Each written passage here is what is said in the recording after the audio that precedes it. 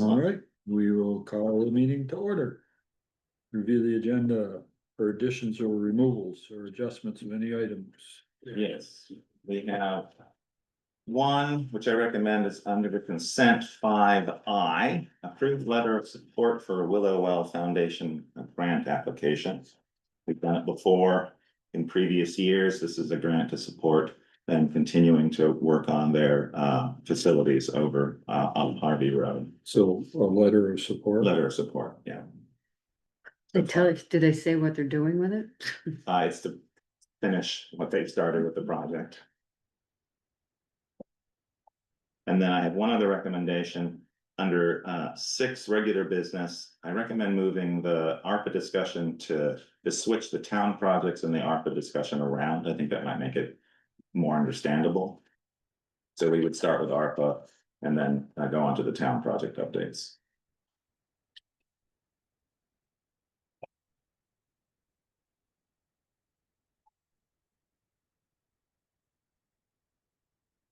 Do you have anything, Greg? No, sir. All right. That's it. We'll move on to public forum, opportunity for citizens not on the agenda to briefly share comments or concerns. Nobody here? Anybody on Zoom? You can just message in the chat if you do want to say something. See anybody? Okay. Department head roundtable. Sharon. Evening, tax and water payments are rolling in.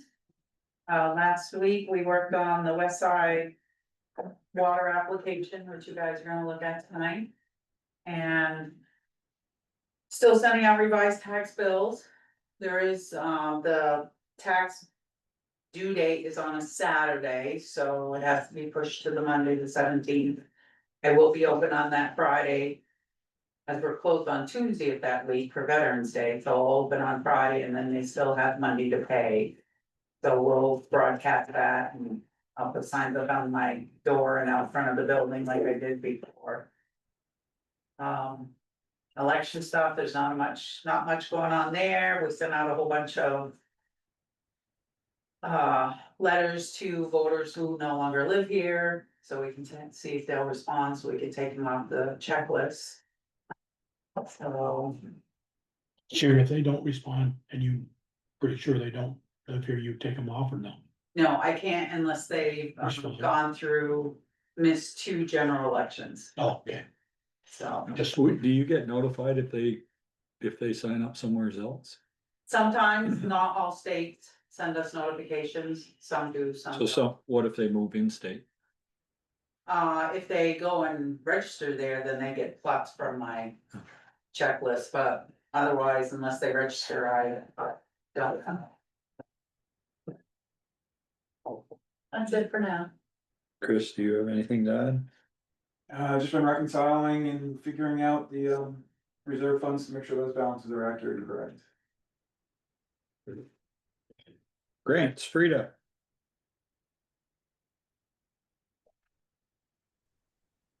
Good evening. Just a couple of updates on grants. Since last I chatted with you, we were going to apply for 2 grants in the last couple weeks. One was for funding the fountain project in the park. We successfully submitted for that and we just await, hopefully, an award notice. The other one was for creative aging funds, and that one did not get submitted. There was a lack of a really well thought out proposal in advance of the deadline, so we just didn't get it this year. We'll look at that one maybe next year. Right now, this week, looking ahead, we are applying for 2 different grants, both for planning purposes. One is for updating your town plan. The other will be for more of a master planning, a really much larger view of planning. And so that's it for the updates on applications. We did get feedback actually from the state, and I have communicated it with the clerk and treasurer about the Vermont Integrated Architecture invoices coming in, because they're combining the MERP funded project at Holly Hall and the ARPA funded project at the library, those invoices need to be split according to a specific breakdown. So I've communicated that with the office, so hopefully we'll be breaking those invoices down the proper way so that if in the future you ever get audited, which is very likely just because your award amounts are really high, that you wouldn't be flagged for anything for that. That's all I've got. How many invoices have you received from them? I think only 3 or 4, so early for both projects. And they haven't split them? Because the first one they sent They- both. Yeah, they've been being split. I think the office is splitting them 50-50 right now between those two projects. It was advised by the state that be broke down differently. So I've communicated that to them just so that they can follow that advice internally and so that future audits look good. Any other questions for Frida? Alrighty. Recreation, Meredith. Hey, so we wrapped up BYS soccer and we're getting into BYS basketball. So the registration for that is open. Currently I'm right now at BES gymnasium collecting for community basketball that happens on Monday nights starting at 7. Also the power went out today, so I got to do some traffic patrol for a couple minutes.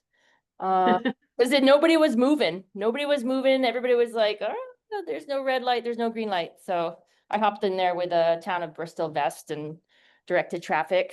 That was fun. And then, yeah, we're just, we had our pumpkins in the park, which was at Pumpkins in the Hall. And that was really fun and cute. And so you'll see all the pumpkins decorated on the porch. But sadly, I had to cancel the pet parade because there's a pretty good storm coming in on Thursday. We're supposed to get a 1/4 inch of rain. So that event is canceled. That would have been the first annual pet parade. So we'll look forward to doing it next year. And that's pretty much what I have so far. Oh, and Howden Hall is being rented out quite almost every weekend. So that's pretty exciting. So having that as an option is great. Yeah, and as a result of the power outage, we found out our generator isn't working. No, nice. They'll be here tomorrow to take a look at It doesn't test like once a month or something like Once a that? week? No, they usually come twice a year, but they just come in the spring, because apparently we forgot to send back the contract, so they'll be here tomorrow. It's been a year since they've been here, but I think It doesn't run like once a month, like my parents runs once a month to make sure it works. not that I'm aware of. When they come tomorrow, that was one of the discussions to have. It was like, Right. "Can you test it? Can you? My parents run weekly. Yeah, automatically test it, yeah, or whatever it is, yeah. Okay, nice to know. Questions for Meredith? No. Anything to add, Taylor? The hub's been really busy. We've been averaging, we haven't had a day under 30 in like 2 months. So, Good. our average is like 45 kids a day this month. Wow. So things must be working. It's going well. Yeah, we had over 60 kids last week, one day. Mhm. And no fights, which I love. So Is that's. there enough room for 60 kids inside? It's in and out, right? It's like, well, you're Just packing them in. I should count when they're actually in. I actually got a counter to like count how many bodies inside. I think our busiest when like everyone's inside is probably like 35 kids.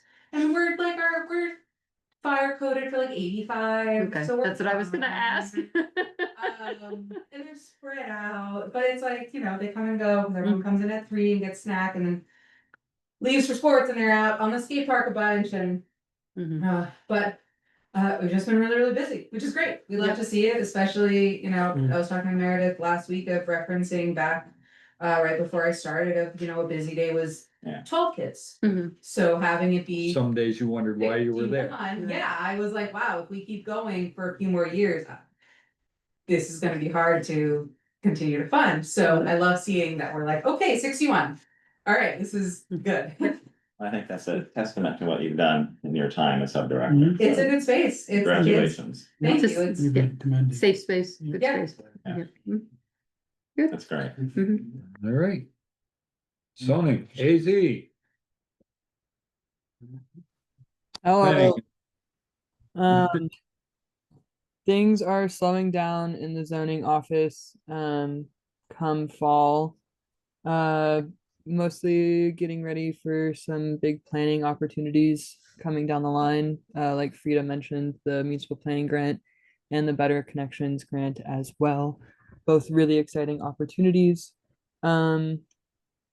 Oh, the GIS project is wrapping up. We just received the printed copies of the tax maps. They're in the vault for review, and then want to make sure those are looking right before we get the final copies. Right now they're just drafts. But that project is all wrapped up. Just need to do a couple more like computer things to get the Town View online program all ready to go, but that's been really exciting. I showed everyone my maps today. I'm sure everyone was glad to see them. I was glad to see them. Yeah, working on permits, working on making some changes to the permit applications. I've been doing this for a while, but I don't want to just change them willy-nilly. So I've been trying to put a lot of thought and effort into making sure any permit changes are one and done for a while, so we're not confusing folks. And then, oh, I'm working with an old professor of mine to do a case study in Bristol on planning things. It's free. They're doing it of their own volition. But that's a cool little project that I got an opportunity to do. And that will be wrapping up at the end of the month. And we'll get a little case report on planning opportunities in Bristol. So that's That's really cool. yeah. Yeah, it's pretty fun. Questions for AZ? All right, thank you. Consent. Consideration of special event and street use closure permit for Dustin Corrigan. I didn't know if I needed to. Well, I'll read through them all and then we'll come back through and we'll deal with questions, because we're gonna wanna know what it is. Yeah. Consideration of working the right of way access permit on Hewitt Road. Approval and appointment of alternate authorized representative for DWSRF loans. Approval of Vermont bank loan anticipation. Approval of submission of Bristol West DWSRF step 3 loan application. Approval of grant application for better connections for 200,000 with a 10% match to support long-term master planning. Approval of past meeting minutes. Hey, I got it the first time. 10/10. Approval of warrants and any liquor or tobacco licenses. And a letter of support for The Willow Well Willow. Foundation. I got it. I So we're got not, it. the Willow one is not a grant, we're just giving them a letter of support Correct. for a grant. Oh, yeah. We'll get to that. We do them one at a time. But I wasn't sure if he said grant or just letter of support. Letter of support. Oh, questions for Dustin? Yeah, which Fine. plan do you, or Well, I thought. route do you prefer? My preference would be the one that's the loop. The loop. Not down back, so option one. So then that you would go down West Street to North Street to Pine Street to Liberty and back to the school, all on sidewalks. Or pretty, other than Pine Street, which doesn't. Yeah, Pine and Liberty don't have sidewalk. Yeah. So, Then back up to Mount A Yeah, through the trailer park sidewalk or no, through West Street. So it would start and finish in the same location on Airport Drive, like right in front of the old bus barn. Mhm. They would go out Airport Drive to West Street. This direction on West Street. Right. That'd be easy. East on Louise. West Street, take a left on North, head north on North Street. Then turn left on Pine, down Pine, left on the Liberty Street, full length of Liberty, take a right, back onto West Street and then back right onto Airport Drive, and it would finish right where it started in front of the bus bar. It's Yeah. a 2 mile. I mean, otherwise they're crossing North Street and going up Spring and then turn around back. I thought with this route, there'd be the fewest intersections to cross that would interact. Or major intersections. Yeah. Yeah.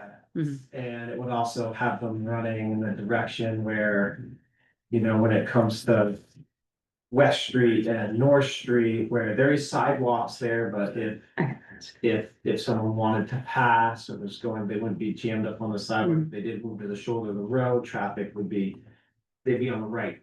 Mhm. If the traffic would be coming at them rather than from behind them, Mhm. You just have to be clear to make sure they stay on the sidewalk where they can. yeah. And what was the date? I can't remember if it was before Thanksgiving Thanksgiving. Day. Thanksgiving Day, yeah. I'll get my Okay. sprinkler around. And the idea is, you know, great up, you know, a lot of people, Thanksgiving, they're probably planning a big meal and maybe want to get some exercise. Maybe burn the calories before you sit down to eat. And, you know, support a good cause to raise money for Mount Abraham's indoor track and field programs. Thanksgiving's like a perfect time because our fall sports seasons have ended. We'll have already had our winter sports information meetings, had to sign up, get students and parents engaged, and our practices start like right when we get back from Thanksgiving break, so. Get your notice out quick. So there's no closure, it's just, Yeah, It's not on this loop. yeah. The other one might have. The other one, because if we did the out and back, which this route would have gone, you know, very similar to how the 4th of July route starts, you know, we go, you know, out Airport Drive up west, but then take a left onto Liberty, and then Pleasant. we'd have to cross North Street. at the intersection, you know, go Pleasant to Spring. But then it would get to the top of Spring, turn around a pylon and come the same route back, it'd be out back, so it'd be two-way running pedestrian traffic on both sides. We need to close those streets if we did that option. But it would also, I mean, the streets would be closing would be, you know, it wouldn't be like closing North Street or West Street, the kind of traffic that would need to be closed. What time is the run? 7 a.m. Yeah, I don't think we got word. Yeah, I think 7 a.m. You'll have the. The 2 mile loop that has no out and back. And No. everything's a left-hand turn where you're not crossing the intersection. I'd like to ask you. Would Yeah, be, you're fine. wouldn't be Okay, much people issue. go. And I don't know if we're gonna get 100 runners or 10 runners. Like, I haven't done it the first year. My hope is if it gets approved today, I'll start advertising on the. Yeah, advertise quick, cause I saw a sign in Middlebury for one down there. 50 trot as well, it's 5K, Mhm. so that's competing, but. Mhm. I don't know, I think maybe people from this area want to support our program and. Yeah. Maybe I don't know, run 5K, 2 miles is a little Okay. easier. They can walk it easy enough. That's true, yeah, Okay. Okay. Thank you. yeah. That's great. And the Hewitt Road, working the right of way. 15-foot wide driveway access as shown in the plans on the, I was trying to figure out where this was. Me too. It's on Hewitt Road. It's two building lots that are behind an existing lot. They were subdivided out in 2017 and they're just now starting to develop. So it's kind of it's Right, this is Okay, the one, it's it's, the gingerbread house, behind the gingerbread house. Yeah, right? but it's this side, they bought, Austin's, yeah. Eric, the road foreman has his conditions in there, so. Alright. And who's the alternate representative for the DWSRF? That would be the new town administrator, Greg Faust. I am currently on it and do not wish to have that power anymore. So he's getting himself off. I had it there because I was the interim, but it should switch to Greg now. And since we'll be continuing to apply for these, Well, it says alternate authorized, like. there's an alternate because Sharon is also. on it. Okay, Yeah, So we have two. So currently it's Sharon and myself, but we want to make it Greg and Sharon. And Okay, we'll continue to apply for these over the next 5 years, so might as well have the town administrator do it, staying on there. yeah, he just wants to have access to all the money. Yeah. He does. Yeah. First, he wanted to be able to get to the bank accounts, now he wants to be able to. Borrow money. Fill those bank accounts. Yeah. Okay, and then, Vermont Bond Bank loan anticipation, so that's. Application. Application. Is that for which? That's for, which one's that for, Sharon? That's for the step, Is that for the West Street, yes. the bond bank loan application? Well, the next one's the one I filled out was the state revolving loan, the DWSRF. Mhm. I don't know what the difference is between the two, because I don't know what the Vermont Bond Bank one is. I thought you sent me the bond bank one. The DWSRF, DWSRF. correct. And then I don't know what goes to the bond bank. I know they're asking for some additional information, but Okay, I don't have a separate application. okay, so maybe this got doubled and it's the same thing. Well, if it won't hurt to, Yes. to have the ability to. I don't wanna That's apply good. for bond if I don't need it. No. Well, we are gonna need it. Yeah. Before the process. Yeah, You have to get it's the loan, then you get the bond. Bond. And then it Yeah. transfers. Yeah. So you're essentially applying for Well, multiple yeah. loans. Yeah, it's a multi-step. You have the Okay. DWSRF side of things that we need approval for, and Steve and Sharon have been working on that. And there's also the bond bank side of things, which is what happens after the DWSRF one, so, yes. We've been sending them documents. So we're just gonna approve it now so that they don't have to come back later to Yes. say, can we do this one too? Yes, especially for the DWSRF, we've had approval to apply Yeah. for it, We're on a time, yes. and we want and- the freedom to be able to not have to wait for the next select board. That's for right. Yeah. approval that you're gonna Yeah. approve it. And then submission of the West Street DWSRF loan application. Yes, Mhm. And approval of better connections for 200K with a 10% match to support long-term planning. Is this for the zoning? yes, so this is AZ's grant. What will that 200K be used for? Well, it's up to. We Yeah. probably won't, but We we're. won't get 200K, but is that for the town plan? I'm so glad you asked, Michelle. I'm so glad you asked. So the 200K it's a couple different funding sources, and to get to the 200K, those sources are for clean water. So more like infrastructure, so water and septic infrastructure program aspects of the planning. This grant would be for master planning, so looking at like whole town planning, not just town plan, but where are we gonna build infrastructure? What roads do we need to like what roads, looking at our connections between our existing development areas and future development areas, our roads, our pedestrian connections, housing infrastructure, anything under the planning, anything that comes to mind when you think of planning, this grant is looking at it. And my goal for this is to, with this grant, is to create a master planning document that Bristol can use for the next 10 years to have actionable plans for smart growth and development. Okay. One of the things we might want to consider in that is looking for an additional water source if we're gonna add all this housing. Yeah, that's definitely, that's what this grant is for. It's for long-term planning. So if we, that's one of the things we need to look at. it's not gonna be the one, Lincoln. No, I highly doubt that. Okay. And the 10% match, do we have an idea of where that might come from? Chris, Oh, well, I mean, there's money that we already budget currently each year into for planning. We may wanna look at when budget time comes around to bump that number up a tiny bit just to make up that 20%. because we don't have like a capital fund It's that's, only 10%. You're trying to make 10%. money too. Jeez, you guys are. I have 20,000 in my head, I mean, But- 10%, 20,000. yeah, but it is, I I know. mean, it might be less than 20,000, Correct. depending on what we get. Okay, that's good. So we could we'll make sure that as we go into budget season, just be aware of that. That in the town plan will be the best scoping study you all have done in 10 years. At least. Or the cheapest. You know, seems how I'm almost all the way through this, I think. it's Let's- point. Did if- I get to accept this before we discuss? Good. I'll make a motion to accept. Okay. I can start again. No, we're not. My goodness. Approval of past meeting Yeah, minutes. done. Michelle sent me the comment, which was one, and I fixed that, so that's good. Any liquor or tobacco? There is not, but I did add a invoice to the check warrant I sent out earlier.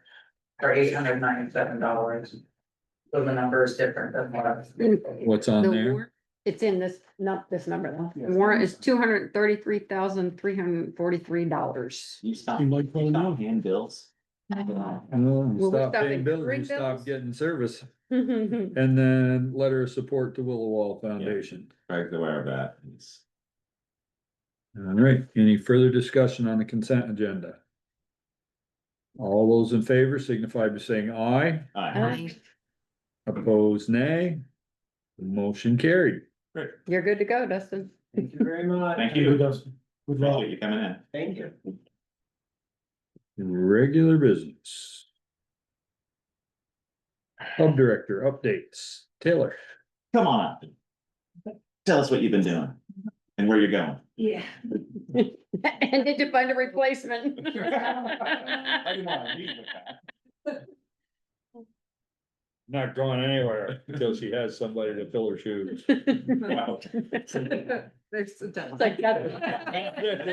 deadline. Deadline is far more important than. Yeah, That's been set by a newcomer. Right? yeah, two newcomers. newcomers. I'm having Yeah. twins. Read, Oh. you didn't read that? Yeah. huh? So a Go couple figure. updates. Yeah, so I'm expecting twins. Congratulations. Thank you. And Very what's due excited. date? The due date's February 5th, but they're gonna be born on the 30th. I was gonna say, they're not gonna. They're not gonna be born on that day. No, they'll be born at the latest in late January. So that's the deadline by I'm gonna be out. We're hopeful that we're going to find someone. So we've received probably 8 applications at this point. And I have a couple meetings this week to Many more than I thought. there yeah, was. 8 applications, like, and I have a meeting this week to talk with someone that's interested in it and just wants a little more clarity around the position. And then we're expecting a couple more, and I mean, so, you know, the goal, we would love to have someone identified and hired by the end of January, so there can be some transitional time. However, I'm leaving likely the end of January, so if that's January or December, you meant? January. No. but you- Have somebody on hired board by before the end of January, you said? Beginning of January would be great, and because I'm leaving end of I January. know. But I don't want a lot of crossover time because like pay, like, You said the end of January. oh, I'm leaving end of January, want beginning, yeah. Anyways, gotcha. and so we're looking, so you know, we are hopeful that we're going to have someone. If we don't feel like we have enough the resume that we want to consider enough like candidates, and we can always extend the deadline that we have, the initial resume deadline that we have set, which is November 3rd, so it's next week. So if we don't have the ones, we can extend it further because we have given ourselves ample time, but that's also with consideration of like, so we have all the resumes and we do the interviews and then we get sent to the select board for approval, then they give notice, and then hiring takes a Background long check. time. Mhm. Hiring takes a long time. So we're trying to give ourselves ample time to be able to find this person, but I'm confident that we're going to have someone identified by the time I'm leaving, because that's still months away. Of the 8, how many were out of state? Just curious. 3 or 4, Oh, okay. not a ton. I was, About 50%. I mean, yeah, well, Yeah. not all of them. I was surprised that any of them were out of state. Yeah. But yeah, because Where was it posted? Like these Indeed? were, the 8 were all responses via Indeed. Okay, It's been posted, we've advertised on Facebook, Indeed, the Addison Indy, Front Porch Forum, Instagram. Okay. Yeah, healthy. word of mouth, Advertising. Okay. that's good. yeah. So that's the big one. And then additionally, the other update I have is, so we have a grant that we've been receiving from DCF for the past few years that I've been really bad at spending. So they keep giving us, they gave us more money and then they give us an extension on the money. And so we're just trying to spend it. So I would like to hire one person for 3 days a week, 4 hours a day at the hub to offset. So probably hiring them at the beginning of December.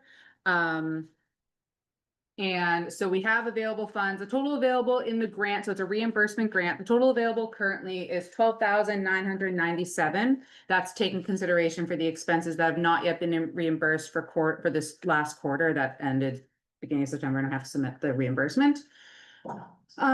So we've been utilizing those funds to also sponsor memberships at BFIT, which we're going to continue to do through the end of June. That cost for those memberships, we sponsor 15, is 3,150.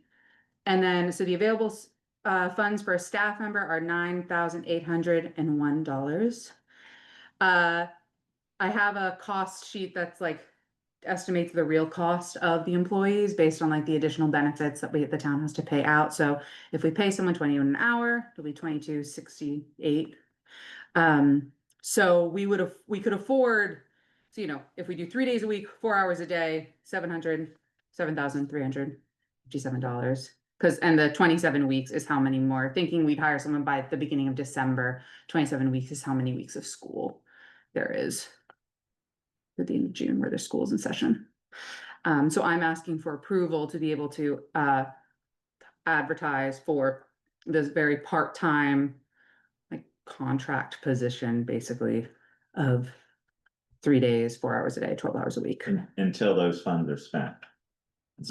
Yeah, until those funds, yes, exactly, until those funds are spent. The grant ends, again, like the date for the grant ends end of August. So we are not spending more than this money, and we'll just, you know, I was thinking through the end of June would be useful for this person. Additionally, it would provide an offset as we transition, as we bring on the new director. Since we've been having such significant attendance at the hub, having the offset of the staffing burden be put on this new person, because currently there's 2 staff people. We have some volunteers from other agencies come in different days of the week, but having someone else there that can support. else there right now. We have one other person Okay. there that's a paid employee. Yeah. Mhm. Jackie, she's Jackie, fantastic. that's right. And historically, we've had three total paid employees at the hub, but in like shuffling around the different expenses over the years of like trying to make sure that the recreation department is fulfilled, like, you know, we have, and we usually always had one person that was basically grant funded entirely. So we've just paused that for a period of time, but now we have these funds that I think would be best spent this way, and DCF keeps encouraging us to spend the funds. Sure. I have a question. Yes. You said they're gonna be a contract employee, so they're Not gonna have necessarily. insurance or? And they It's a don't get any long-term- benefits because they're not full-time. Correct, they get no benefits, they're not You mentioned full-time. benefits, so I didn't know if you meant Micah, Fetty. Yeah, That's what I meant. Okay. That's why we pay them $21 an hour, but that's why I'm saying the real cost would be $22.68. Oh. So including the child tax, Credit, Medi and FICA. So to increase that, so the cost would be, the burden would be entirely on this grant. Okay. So Just not a wanna make sure contract. it wasn't a contract because workers' comp has the tendency to pull those people in. Right. So when they do their audit, so we gotta make sure that. Not contract, I was lazy with my language. Yeah, not a contract But it's gonna be position, an just a employee. short term, yeah, just a very short term employee with a, like. deadline. Yeah, Okay. And the funds it's not a reimbursement, these are funds that we've received. this is a reimbursement grant, Oh, it is? yes. We have been receiving reimbursements, Okay, but it is a reimbursement grant, yes. okay, so we need timely reimbursement or submission for reimbursement. Yeah, it's every quarter is when or And those are every 3 coming months. in, Yes, those are coming. Yes. Okay. I had a question too. Are you looking for any particular profile of person? Like any special skills or attributes? liking teens is important. God That help. That disqualifies me, so. than that, and other than our general standard for how we hire and who we are looking for, nothing specific. There's no one that we're like, oh, they have to know how to play musical instruments or they have to know how to do these things. All of those things are always great considering all the stuff we have in our building that I don't know how to skateboard. I don't know how to play guitar. So always fantastic to have someone in the building that does know that, but that is not necessarily part of the expectation for hiring. Is there a Yeah. particular that they need to be above? They have to be above 18. Okay, but I mean, someone younger, If they're responsible enough and they like, and we feel like they are someone that would be, yeah, responsible enough and we could trust with the youth, then yes. But they have to be above 18. I assume they have to go through a background check. and all that Yes. stuff. It'd be cool if they had a focus on like sort of health and like working out, given the number of sponsorships that you're doing at BFit. But also I've heard a lot of the teens talking about wanting to work out at the high school, but you have to be a certain grade and all of these restrictions. So that would be great. I mean, of course, you can't predict who you'll get, but maybe we'll get, you know, somebody like that. That would be good. Sure, that would be great. And we could yes. And in the past, we've been able to utilize the BFIT memberships if there's one that's not being utilized by a team that like a staff person can utilize and then provide like supervision because our BFIT memberships, you have to be 14 to be able to go there without an adult. Oh, But okay. 12 and 13, but they have to go with an adult. So if we have staff that can also go, then and BFIT's been really generous about like, yeah, we can use one of those for help staff if they want to come and supervise those kids that are younger than 12. So totally open to all the options. and Yes. BFit has been Happy. enjoyed. Yeah, they've been Yeah. very pleased, and Evie's been, when I asked if we could extend it, once we heard news that we were extending the funds, and I asked if she'd be open to extension, she said, yes, that sounds fantastic. Yeah. So I think it's been That's awesome. a lot of kids have been able to access the gym that otherwise it would be cost prohibitive. Yeah. So it's really great for them. That is great. Healthy teens. That's what we want. Anything else? Those are my two big updates. Oh, we did get a grant that was not reimbursement. The check's in my folder. I forgot to update you guys later. You and your grants following. I get a lot, it was for $6,700 for the Vermont Community Foundation for operational spending. I would like to try to pull in 2 more grants before I leave for the new director to have some fun money to play with. Okay. Restricted fund money. Yeah. Well, I mean, it's operational. No, the grants I get are oftentimes operational support. So it's And this is all, I mean, treasurer knows all, you know, when you get that $6,700, it goes through the treasurer's office. yeah, the check, I just got the check today. I heard about the grant on Friday, but I got the check, I just saw the check in my Well, the mailbox check was today. already in the mail then. Yeah, so yeah, no, it goes to them. I don't cash No. it. No. But yeah, so that's support for our food program, because it's pretty much the biggest expense that we have after labor is food, because it's, you know, a lot of kids. And there's a lot of kids, and food and supplies and things like that. Yeah, looking at I went through the 2025 budget and you were way over with a lot of yours, but Yeah. you added the budgeted items, but you compensated because of money that you brought in through your grants. Yes, Balances out perfectly. purposefully spent money. We don't, But it's yeah, hard though, because you budget for it, but then Yeah. we're not budgeting for grants because we may not get them. Yeah. So you do, when you see those numbers and it's like 200 or 300% over. Yeah. But then, of course, you see the revenue coming in, so. yeah, Yeah. we don't spend until we have the money, and we're lucky that we have a couple of grants that are almost guaranteed every year. Right, so I was thinking like, is that something, that was one of my questions that I'll raise as we get into that, is sort of, are there ones that you are fairly confident you could get that maybe we could like at least put it somewhere where we know that the potential is there to get it, instead of having Yes. to raise your budget or accommodate a budget? Yes, there are a couple of, I think we can almost, Vermont Community Foundation is a fabulous partner in which we Yeah. usually get some money from them every year, and those are really lovely because a lot of times they're they reach out to us and ask if we would like to apply for specific grants that are like kind of directed. Basically like donor advised funds, it seems what it is, where there are people that would like to invest in teen programming, and Vermont Community Foundation identifies us as a very successful teen program, so that's phenomenal. And then United Way of Aspen County has been also a Yeah. phenomenal funder since literally the hub opened. And that's a fairly, we can usually be pretty confident about that funding. Okay, yeah, just to like have it in the back of our minds as we're preparing like, oh. Yeah. there's a potential for these and we always apply, so. Okay, great. Perfect. Great. Thank you. Any other questions before we? So is everyone, in terms of that position, do we wanna make a decision this evening? Okay. I was gonna say, as long as the money's there and we're not spending more than what we got, I'm okay with it. So I make a motion to. How do I wanna put this? I guess support an additional staff member at the hub using, what are the funds? Taylor? Their DCF, their DCF funds, I think is the grant that we call them. What is The DCF? stand Department for? of Children's and Families. That's where the money comes from, yeah. Departments and Children and Families Grant.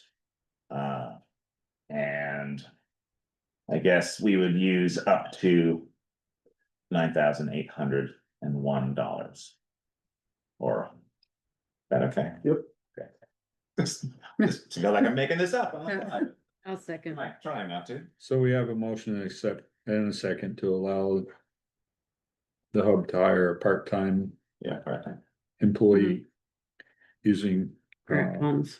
Grant funds. Perfect. Further discussion. Yeah, I'd like the word temporary in there, Yes, I think that's Temporary position, temporary. part-time person. part-time Temporary person. part-time. temporary partner. Okay, sure. It just because, she said it was gonna be to the end of August, right? You okay? with- The funds are through the end of August. I But plan on, this position's gonna end. school June. year. yeah, end of June, is my, anticipation. If we still have funds, the grant ends end of August. All reporting has to be done end of August. If we still have funds through the summer, I suppose the person can stay on. At that point, it will not be me that makes that decision. But I would recommend through the end of June. Are you okay with the change, Michelle? Yeah. For your second? Mhm. Further discussion? Hearing none, all those in favor signify by saying aye, Aye. opposed nay. Motion carried. Thank you, Tom. Thank you. Oh, consideration of appointing Amy Smith, Bristol's Community Resource Specialist, to the role of Town Health Officer. Are you a sucker for punishment? Amy? Probably is. He's nominated. Apparently. So what's the deal with our current health officer? No idea. Nobody can contact, nobody's had any contact with her. Phone's been disconnected. She doesn't respond to emails. We Yeah. don't even know if she's getting them. She's fallen off the face of the earth. Yeah, pretty much. Okay, Yeah. and we need that position filled, Mhm. because if we don't, it defaults to people. She's broken.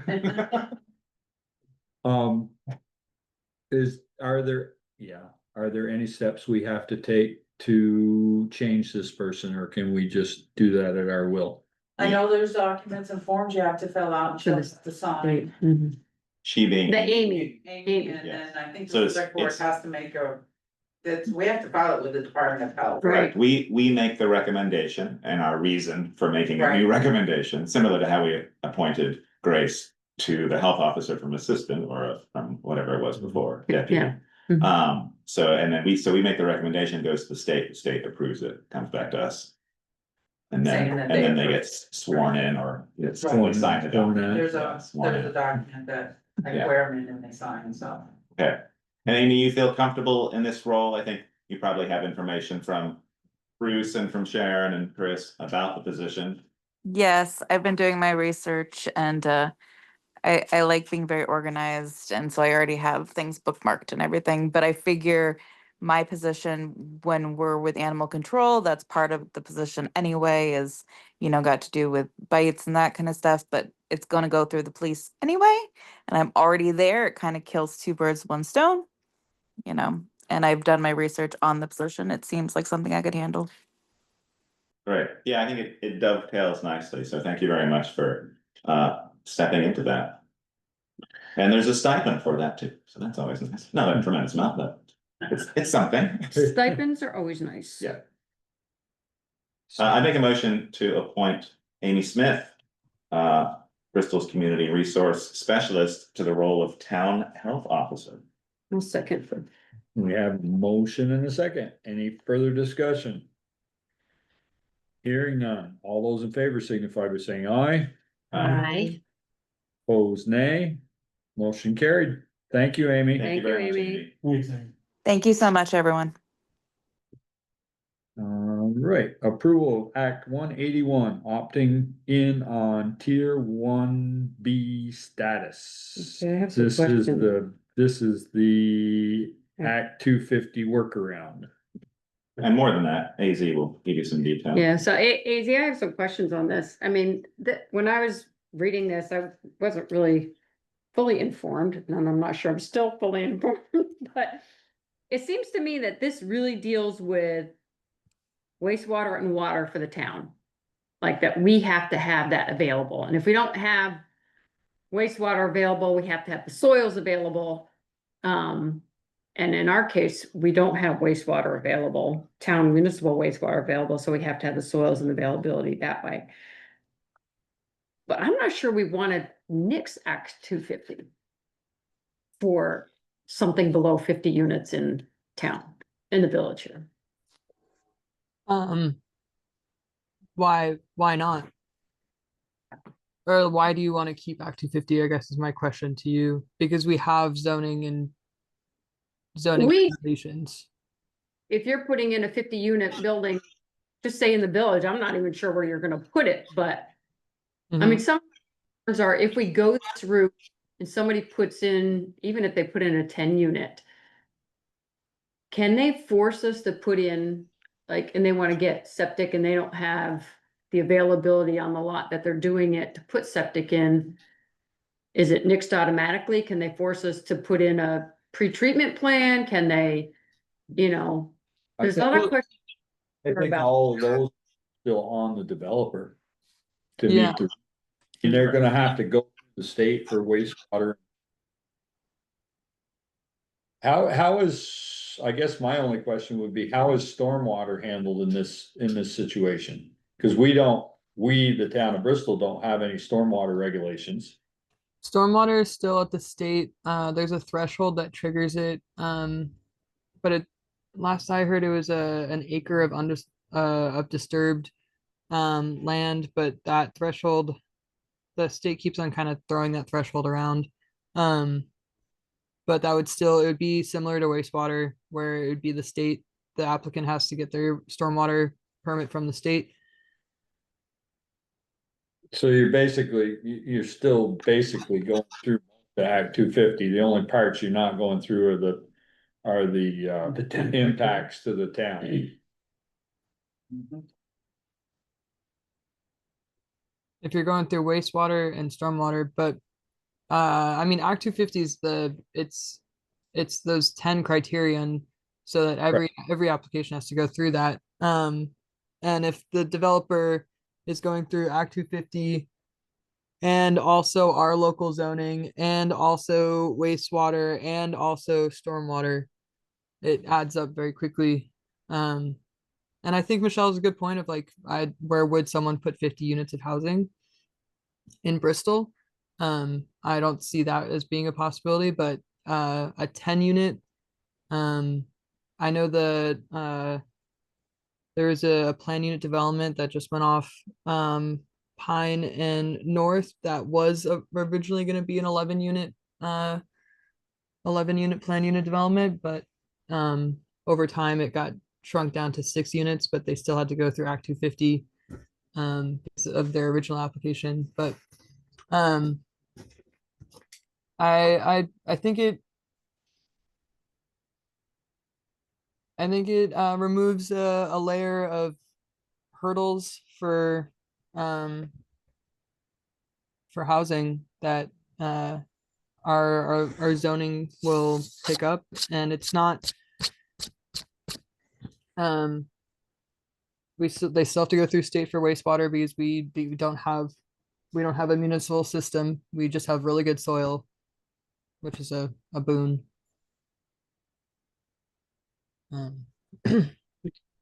Still goes through the state, and we still have full local control over a great amount of the projects. And we want people to build here. We need housing. And so I think by helping developers, you know, I went to the meeting with Jessica at the regional planning, met with other select board members, and a Middlebury select board member was there, and their suggestion was they're gonna go for 1A, which is what a Burlington would do or a Montpelier would do, because they want developers there. They want to demonstrate and show that they'll handle Act 250, and they want to bring people there. And we can't do that. That's beyond our means Well, here. they have municipal sewer too. Right, which and Right. and they have the land, they have to be able to, you know, which we don't, but, you know, for the areas that we do want to develop, I think we wanna make it, that path is as easy as possible to be able to get housing here. So how's that gonna work if they're outside the village center or the? I mean, if somebody wants to put up a It's 50. designated on the map. Yeah, the new. The area. Maps. Correct, the 181, Mhm. we've expanded, or the regional plan is expanding that area to be able to accommodate the areas where they think development is a. Right, I understand that, but what happens, like, you get outside of the village and there's no water. I mean, it's all, you have to come up with your water source. Part of it might be offering water. That's the idea as well. So the system that we're building over the next 6 years, the idea is to build in the accommodations so that we can supply water to those areas, hopefully. Because that's another, you know, having the water availability, that's an all enticement for a developer to come down and be able to build housing here, which is what we want. We want to grow our tax base. Well, no, I understand the ultimate goal, but I mean, how far can we bring our water and how much water do we have to be able to support that, you know? Right. That's. Part of our question, but I Yeah. think, you know, we're working on that at the same time as, Which is why we have a master plan. yeah, And it's also why we're replacing our water infrastructure, Well, because right. we're leaking water and we have no idea how much to step there. Mhm. right. So until those other things happen, those answers really can't be fully developed, but we need to put ourselves in a position. To do that. Yeah, but I mean, I'm reading this and it can be done later. I mean, we don't have to make the Right. decision now. Well, but- no, but I mean, Yeah. at the meeting, I asked Adam, is it beneficial for them to have towns sign on to this? Mhm. And he says he wasn't exactly sure, but he probably thinks it is. If Middlebury. can That's a demonstrate- political answer. It's a great Adam answer, but I do think it helps. I think if Bristol is demonstrating this, if Middlebury is, if Virginia is, I think it's very positive for them to be able to demonstrate and say, hey, look at our county, this is what these towns want to do. I guess I'm gonna just throw this out there, and I haven't heard anything, so don't, everybody out on TV land, don't say, geez, they're gonna build somewhere else. So what if, we know this Shaw's and Walgreens is very small to the east side of the supermarkets. So what if they said, Pomelo says, you know what, that thing is worth more over there, demolishing it all and put 4 or 5 big apartment buildings, 6 stories high. Okay, that's a lot of water and a lot of sewage, but it's on the system. They can't go 6 stories from zoning. I don't know if they can, but okay, I'm just throwing this out, and they're gonna build a new. Shaw's or Hannaford down on the corner in the commercial district, combination like the one in Middlebury, much bigger than this one.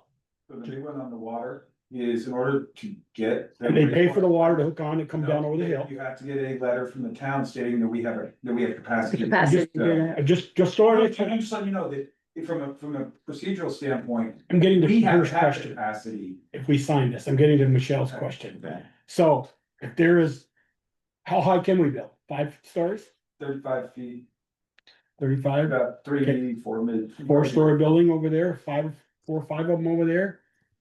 But we don't have the sewer capacity, so you Right. don't have to So, worry. but if we sign, as I'm getting back to Michelle's question, if we sign this 1B, and I haven't read it all, is to say, well, you signed up for that to not go through Act 250. And we're on the sewer district. But we can't accommodate them, so they can't have sewer, so they can't build. This doesn't circumvent our own ability to supply the services. So it doesn't say you have the capacity if you put in a No. pre-treatment. No. That's where I'm going with that. No, I was it's going- all based on, what we are able to provide as a town, what services. And so the more services we can provide, the more beneficial it is to us to get developers here. This just, when everything is in place and the pieces are there, this makes it easier to go through those motions in terms of developing, but there's no forcing us to supply them with water that we don't have or a septic system that we can't accommodate. I guess Not part of that. one of the things with Act 250 is if somebody already has subdivisions and they buy another piece of property. If somebody already has subdivisions and they buy another piece of property, say they have 4 subdivisions, they buy another piece of property they want to put 6 houses on, they can't do it without going through Act 250 because you're only allowed 9 and 5 years. 5-year period. And so many miles apart. Yeah. Yeah. They could do. Yeah, but 6 years. does this bypass that then? This would bypass I that. would say this bypasses that, yes. The I only- mean, so that would allow some smaller, the 3 and 4 lot subdivisions to happen without having to go through Act 250. I think that's where Act 250 is a stumbling block. I know my parents deal with it all the time when they have to wait for lots to get off to be able to subdivide more lots because they don't want to go through Act 250. The other thing that does is it ends up with a mix match of lots. Yeah. It does, you don't end up with a uniform because you split off what you can split off what meets the zoning at the time. Instead of planning something that might fit better.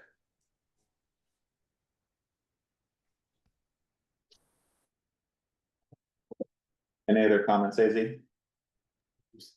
Just that I think opting into this now isn't gonna open the floodgates to like 20 developers to come in tomorrow. I think this is a step in long-term planning, like Greg mentioned, in conjunction with our town plan, with our zoning bylaws, ensuring that we have the controls in place so that, and also the door open, so when a developer does come, we can say, hey, we're ready for you and we want you here.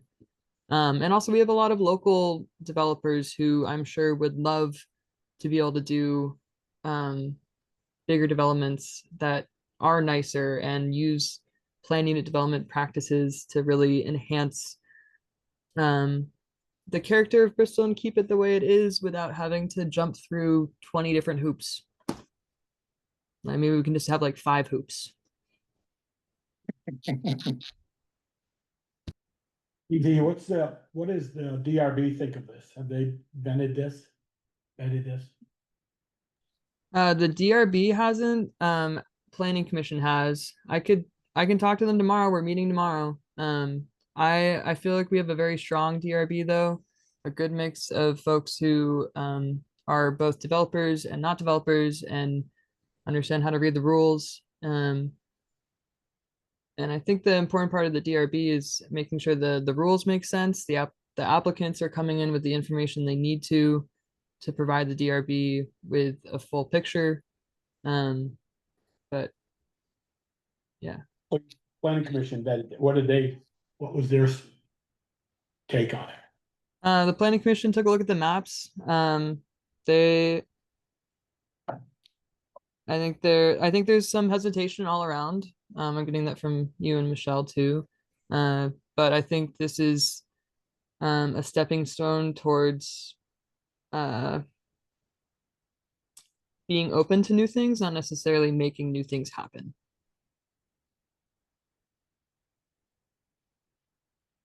I'd like to make a motion to take this and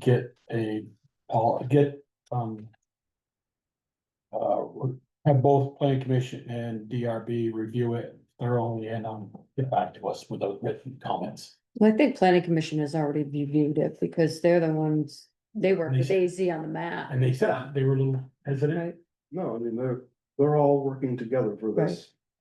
It's not the other way around. We have massive housing shortage stock here in Vermont. Trying to figure that out. Mhm. And this helps that immediately.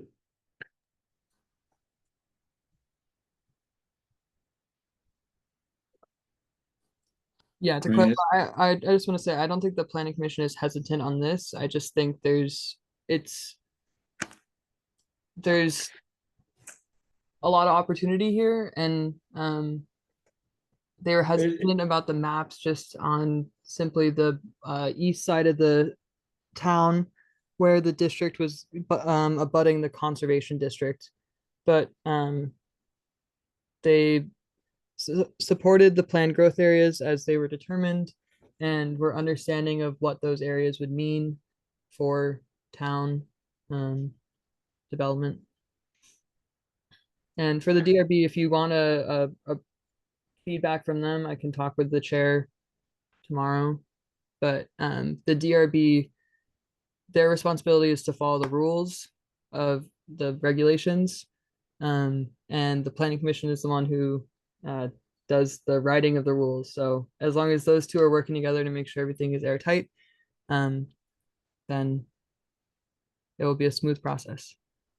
And I really support this. I mean, this act is being introduced because Act 250 has been a failure in that it has dramatically increased the costs of housing and not necessarily improved the outcomes. And I think what this new act is saying is that really we should be doing this through zoning and having town plans rather than some act at the state level. And so this is moving the power back to us, which is we create the town plan, we create the zoning regulations, and then the rest of the process is easier and I don't know if we could say quicker, maybe quicker, but more easily planned, and that should reduce the costs of developing housing. So I think it looks like a good act, and I support it. I think it's another effort by the state, just like ADUs, to jumpstart housing and. You know, we didn't have any say in that. The state basically told us if somebody's got room, we've gotta allow them to do it. They've got a garage, they can do it. Yeah. You know, so, and I think this is just another effort by the state to try to streamline things and make more housing available. Yeah. I make a motion that we Bristol opt in to Tier 1B status under Act 181. Second. A motion and a second, further discussion. Hearing none, all those in favor signify by saying aye. Aye. Aye. Opposed, nay, Aye. Yeah. and I'm an aye. Motion carries. You know, that's the tightest vote we've had since I joined the select board. That was exciting. Understood it better, I might have changed my mind, Yeah. but. That's why we have a board. It's Yeah. not, we're not supposed to agree all the time. Oh, what, we aren't? No, we're not. It's not good if we agree all the time. All right, so we're reversing D and E. Correct. So we are looking at ARPA fund status update. Print that off and then I left it at home. It's okay to put on the screen. I just wanted to do an update since we're obviously talking about the town projects, and one of the projects has previously earmarked ARPA funds connected to it. I wanted to do this one first, just to sort of detail. We never really did a breakdown fully of where all that money was spent, and I wanted to sort of update the public on that. You gonna put it up?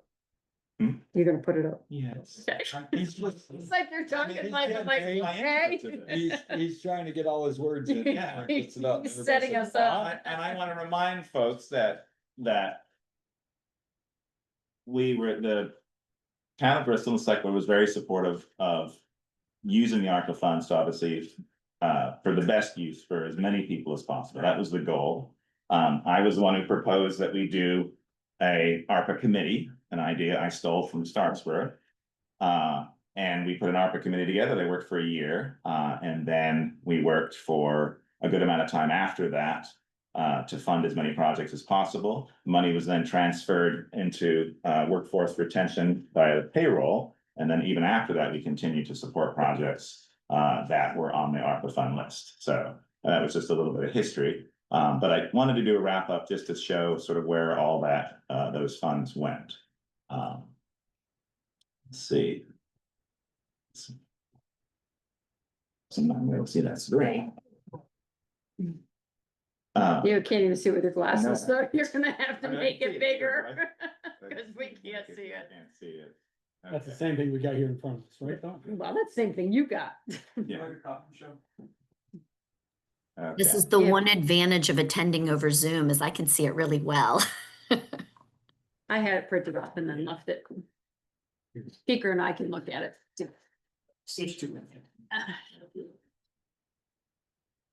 So myself and Chris worked on this just in terms of detailing what happened in that sort of first round, and then up until the transfer of the funds. And then the second sheet, which will show is what happened after that. No, we didn't get, Chris hasn't given us that. Well, I got a front sheet. You guys- No. 2 pages. This should be the one you No, have. that's not what I got. No, that's not. That's not what we got. Are there more? No, I got only the next one, my bad. Are there more copies of that? Not of this one, I don't have. But I could tell you so that you need it. These two right here, this right? Yeah, those are the ones. I have one, I have one. You have the bottom. Yeah, let me get you some topic very quick, they're up on the machine right now. Okay. A second, let me show the couple.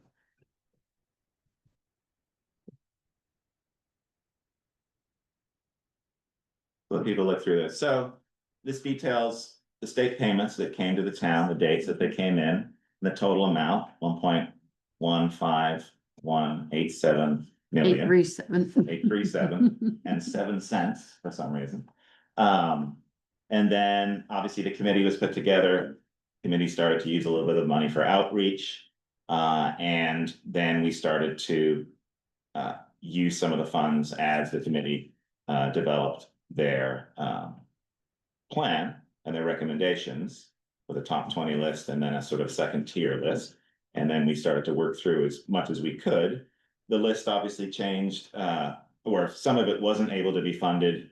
Some of the larger ones, just because of the needs of projects, so they changed around a little bit. But we did a great deal of the ones on that first list of 20 in this first section here. So you had smaller stuff like supporting farmers market, starting that up, and Pocock Rocks events. One of the big ones was obviously Frida and the grant administration and writer position for the town, funding that position. Bristol Rescue Squad came to us for an ambulance, which they have now for training. You also have Mason's Lebanus Lodge, their elevator. That's a project they're still working through. And they came later to us for more funds to be able to support that, which we granted them. Willow was one of the biggest in terms of building the preschool out on Harvey Road.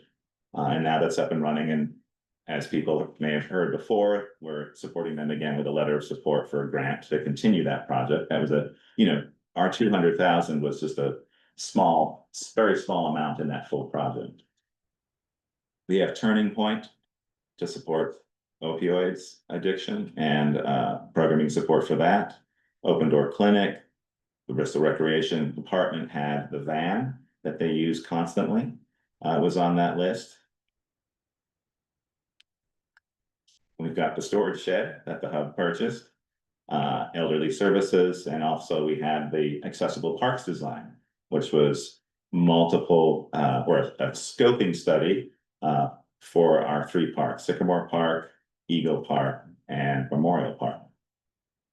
And we had a little bit with the bus shelter. It's actually originally more, but because we had bus shelters donated to us, the 500 for that was just moving the shelter into place for over by Walgreens, and it's been very successful. And we actually have 2 bus shelters now. We have one at Walgreens and we have one next to the fire station. We also have the library project, but is that not on there because of the timing of it? It's coming up. Oh, That is- okay. But that is why, yes. Yes, so.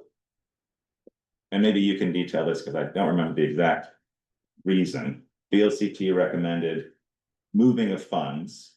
Do you remember, Chris? Yeah, Okay, so if we had to have all the funds designated by December Oh, that's 31st, 2024, or we forfeited the funds, we sent the money back. right. We had to have them used and paid out by the At 2026. minimum, yes, and we had to have signed contracts in hand, or Right. anything that we said we had, allocated money to, allocation just, from the board saying we wanna do it, that did not meet the criteria. Right, Thus, we didn't have anything else shovel ready, paper ready. Yeah. So their recommendation was to move it to payroll, employer retention.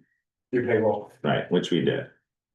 And then if we switch to the second sheet, good, let me do that.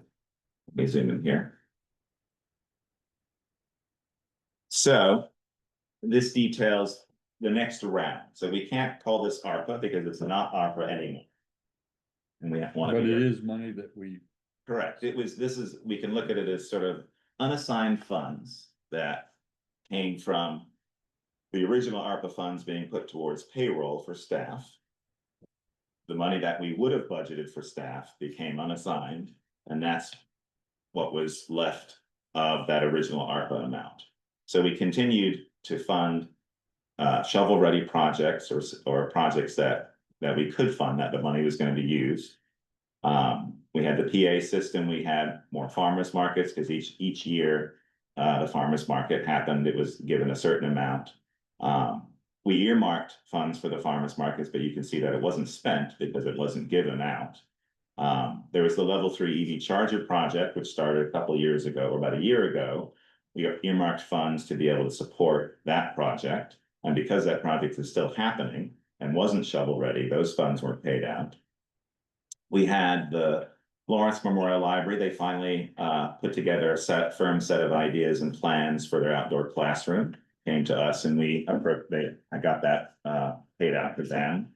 Lebanus Lodge came back with a request to support them again with the elevator, a little bit more money. We had the farmers market, whether it was the Peace Garden. And then one of the last pieces was the vehicle for the Amy Smith's position, the community resource position. So 123,000 was spent out of unassigned funds. And then unfortunately, we ran into a position of having two major road projects come up in the last year and a half that started to unfortunately completely decimate all of our unassigned funds as well as any funds that we had put towards them. And so this is where, unfortunately, we had to use the remainder of these funds to support these projects in order to actually physically pay the bills. So the Lincoln Road stabilization project, that was a long-term project that we had been working on for emergency repairs to that road to prevent cars falling into the river potentially. So we worked very hard for a grant for that, in which we received $175,000. But the project, when we finally got to the point after engineering and we put it out to bid, the bids came back much greater than what we anticipated for that project. We applied for multiple grants through the Better Roads program and through others to offset some of that cost, and which we did not receive. But as I said, we did receive 175. So our lowest bid for that construction when it came in of the three that was received was 540,000. So it was multiple hundreds of thousands over what we actually anticipated that project being. And that's something that we didn't have in any emergency fund, and it's something that we didn't have in reserve funds for that project. Our total cost for that entire project ended up being about 600 and something thousand. And after the grant of 175, we're down to about 429 and change. So, or 428, there we go. it's 420. 420 in a row. 420. Less a little change. Yes, so that was unfortunate. So we had that happen. And so the funds that were unassigned that were sitting in our account, we use those to support that project. We prefer to do that versus taking out a loan, because then you're paying interest on it. And we also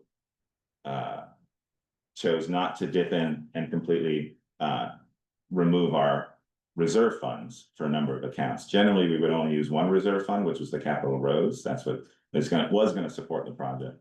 But we didn't use that. We're using part of it, but we couldn't use all of it because it would have completely wiped it out. The second project that we had was then the Briggs Hill Road Stabilization and Repair. That was a very similar project to Lincoln Road, where you had, from storms, you had washouts of 2 sections of the road. We were working with FEMA on that, and that's a complicated process. We engaged an engineer through the FEMA process to create the project, and it came back at $2.4 million. We had spent about $154,000 so far on that project when we decided to cancel the project. And the reason we canceled it, you can look back and there are multiple meetings that we had regarding that. It was a difficult decision, but we felt the sheer cost of that project is something that we just couldn't afford. Many of these projects, especially when you're dealing with FEMA or when you're dealing with grants, it's a reimbursement grant. So the money has to be here in-house to be able to do the project. And then you submit, depending on how long your project lasts for, you submit for reimbursement and hopefully you get it in good timing. The FEMA one. And hope they approve it all. Correct. Help a grant or FEMA approves it all. FEMA is notoriously difficult to get refunds back in any timely manner. There are still towns that are looking for money years after their projects are complete. We decided to cancel the project just as it was being known that at the federal level, a lot of stuff was changing. And the likelihood of FEMA actually supporting us seemed to be getting slimmer and slimmer. And so I think, even though it was a very difficult decision, especially now, we're 6 or 8 months later, Vermont was just denied FEMA support for a couple of flood, emergencies that have happened. And so my feeling is, looking at that and looking at where we're at now, if we had accepted that project and agreed to the 2.4, we may very likely have been in much greater debt than we already are with that project. But it's just one of these things where we decided to cancel it. We felt that that was the right thing to do. Part of it, that decision was based on Lincoln Road stabilization, where we've had a $600,000 project that was very similar in scope to what Briggs Hill was. And so a lot of us here at the town, both select board members and town employees, just couldn't understand how that project grew so much and why was it so much different. And we asked for the ability to maybe redesign and re-engineer it, but that was denied by FEMA. They would only accept the designs that had been done at the cost that it was. So with those 2 projects, we are now $583,000 sort of over what we expected. And so the funds that were sitting there as unassigned, both previous ARPA funds as well as an unassigned balances that we had just sitting in the general fund, were absorbed by that. Basin Street, which is on this list, is a slightly different project because that's still continuing, but that's also one that we're looking to stop because of the growing costs. But that can be it's in here just to sort of detail and show you what we've spent on these 3 major projects. Basin Street is something that's sort of separate from this because it's an ongoing one that we need to talk about. So that's where we are in terms of the funding. The big part of this, in terms of the funds that weren't assigned, even though they were earmarked, was, as Chris had mentioned, to actually have it be correct in terms of the reporting at the state and the federal level. You have to have expended those funds. For the skate park project, and I'll talk to that specifically, that was something where by the time these funds had been spent, we didn't have an appropriate place to put the funds, similar to the charging project, similar to the earmarks for the farmer's market. There just isn't a place to put those. We created a reserve fund this year in March, but these funds were spent before that, and that's why they weren't moved or weren't be able to be transferred to a place where we could, they could not be used. The reserve fund was created July, had the first of the fiscal year. Well, it was approved at town meeting. Yeah. Right, of this. But it didn't exist until July 1st. Yeah. Right, yeah, but that's when, yes. That's when it got put on the, Yeah, Yeah. but it didn't exist. There wasn't a Okay. place to put the funds until July 1st. So what's the plan going forward on funding the ARPA programs? Well, there are no ARPA funds available. They were spent on, so it's unassigned funds. Right, but isn't that kind of like a bridge loan? I mean, is ARPA going to see that those projects carried out that didn't get covered because they were going into roads and things? That would have to be a discussion, is whether the public wants that. The biggest issue, oh, sorry. go No, I just have a quick question. ahead. So the only ones that really weren't funded was the skate park. The 20K for the third year for the farmer's Yeah, market, it's 10K. 10K, Yeah, and then the EV3 charger, right? correct. Okay, So to continue those, we'd have to find other funding for under it. funding, right? A big part of this too, so there's multiple avenues you could take. I see it as sort of, those projects. I don't know, you could look at it multiple ways. You could try to. Second, Zoom's going up here. Brett's coming in. You could try to reclaim the funds. If the ARPA funds didn't exist, if we take that out of the picture and we had overages on projects and we didn't have the money, the town would more than likely try to reclaim those funds in another way. You could maybe take away out of your capital reserves, or you would put up and take it out of property taxes in your next budget cycle if you needed to make that money back. Because it has to come from somewhere, and at the moment, if we didn't have ARPA, the previous ARPA funds, we'd be paying out of various capital funds that we would need to refill. So that's an avenue that we would explore if we needed to do that. Here you had funds that we had in there that were previous ARPA funds, that even though they were earmarked, the availability was there to pay the bills for these overages. And so you would have to see. Sorry, everyone's coming back in on Zoom. We'd have to have a discussion about if we wanted to reclaim some of these funds, and what would that look like? There's a complication in that the ARPA funds weren't taxpayer money. I mean, they were taxpayer funds at the federal level. And if you're trying to reclaim ARPA funds for projects that didn't get funded, you're now asking it to be come out of property taxes in the next budget cycle. So there's complications with that. Does that make sense? So if you hadn't used the ARPA funds, how would you have paid for the road projects? We would have more than likely taken from reserve funds. And that could be any number of things.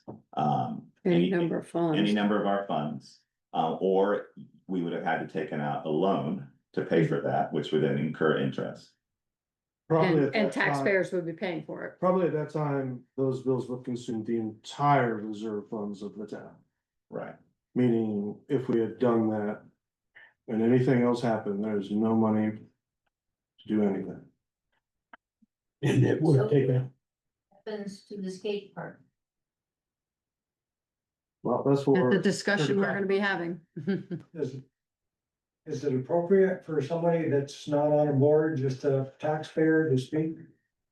if I If you recognize recognize you, you, yes. yeah. Are you gonna recognize it? I will recognize you if you wanna speak. You gotta give me some sort of sign. You can't, you can't think it, cause I'm not a mind reader. And Ian, Porter has her hand up on Zoom too. And I wanna have people in the room speak first, and then we can go out and Zoom.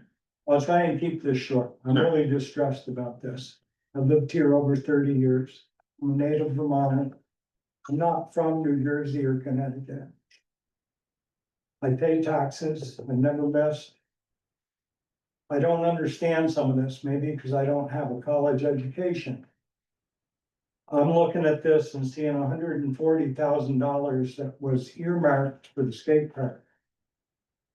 Earmarked to me means something different. Apparently. I'm not sure that some of the ramifications of this, what it's gonna do to the skate park, are clear to people. If it takes another 3 to 5 years to get the skate park going, it could well be that the skate park we have now is condemned and can't be used. There are features over there already that are failing. It's a constant struggle and it's a money drain to try and fix those. And it's not like I just drive by there. I'm involved there. I know what these things are. Joel, you know, I've been over there. A multitude of times and a lot of volunteer labor. We thank you. I thank you. The skate park and the teen center are extremely important to me for personal family reasons, but also I've watched over the years that I've been involved there, some kids really blossom and turn into fine, upstanding citizens. They're walking around town all the time with their kids, they've got jobs. The skate park and the teen center made a huge difference, the way these kids grew up. You know, I think it's a big mistake myself that we're basically making it so that this can't proceed forward for probably 3 to 5 years. We're, I also think it's a mistake because the town was in favor of doing this. People voted in favor of these funds being used for the skate park. I have no idea what's legal or not legal about it, but I'm looking down through here and I'm seeing a whole bunch of other things that got paid in full or over what they asked for. And yet that didn't get any of this. So to be clear, it's the town didn't vote about how the ARPA funds were spent. That was not a voted on issue. The ARPA committee was formed, they worked for a year and they brought recommendations to the select board. And we could choose to take those recommendations or not take those recommendations. We chose the path of taking them and trying to fund as many as possible. So I just want to make sure that was clear. It was never a discussion at town meeting or voted by the public. It was just the committee's recommendations to the board. But based on the data we Correct. collected from Correct. the public Correct. as to that Yes. was very, very, very popular. Yes, Topic. absolutely. the other side that we should probably make clear is we're still hundreds of thousands of dollars short from being able to do the skate park. The $150,000 does not make, or the 140 does not make the skate park. Not project- happen, Project happen. right. Let's do, Porter's had a hand for a long time. Hold on one sec, Porter. Okay. It's just a button on the computer. She's not sitting there with her hand in the air, just so. Actually, I've been, I took it down and put it up and took it down and put it up several times. If I was there in the room, I'd have been jumping up and down, to be clear. And you're welcome. I'm not there because I have a terrible cold and I'm sparing you all from that. But honest to God, 5 minutes ago, I just about ran down so I could be in the room anyway. I have several things to say on this. And the first is that this is a tremendous disappointment. You're right, Ian, the town did not vote on it, but to be clear, the ARPA committee was extremely thorough in our outreach to the community. It was not a whimsical set of recommendations that we made. They were not only based on things that came from the community, but we also went back several times to the community and they weighed in on it. This was a very important part of that consideration. And I might note that, this evaporation of funds from, town coffers is exactly the reason why ARPA wanted the money to be allocated, in commitments. And I felt like that the select board really was following the recommendations, and I appreciated that immensely. And as a committee, we were really grateful to that. And you know, the $140,000 allocated to the skate park project, you know, you could have given that to the rec club to hold for the project, but we trusted the town to sit on that money for this project with your leadership. And so I'm particularly dismayed to see that this has happened. Also, one of the main points of all of the recommendations was that we wanted to see that money go towards infrastructure construction, right? We were not looking for that money to be used in ephemeral ways. And we wanted it not only to go to long-term infrastructure commitments, but particularly those that would leverage additional funds, which this $140,000 was about to do. And so we were sitting on the submission of a grant, which I understand is now not able to be submitted because we don't have the town match.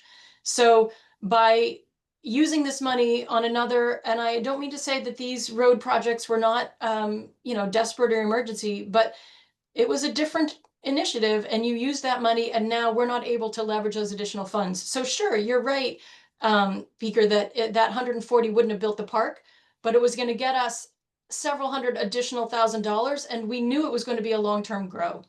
So I see you shaking your head, Greg. Maybe it wasn't, but taking it away means it definitely isn't. And so I'm disappointed. I feel like the community input was disregarded and disrespected. And my last comment of dismay is that, you know, it's hard to get community volunteers. I know you guys struggle with that at all of the different committee levels. And when you have a group of committee put in, and it wasn't just a year, Ian, it was longer than a year, the ARPA committee met diligently for over a year in a concerted effort.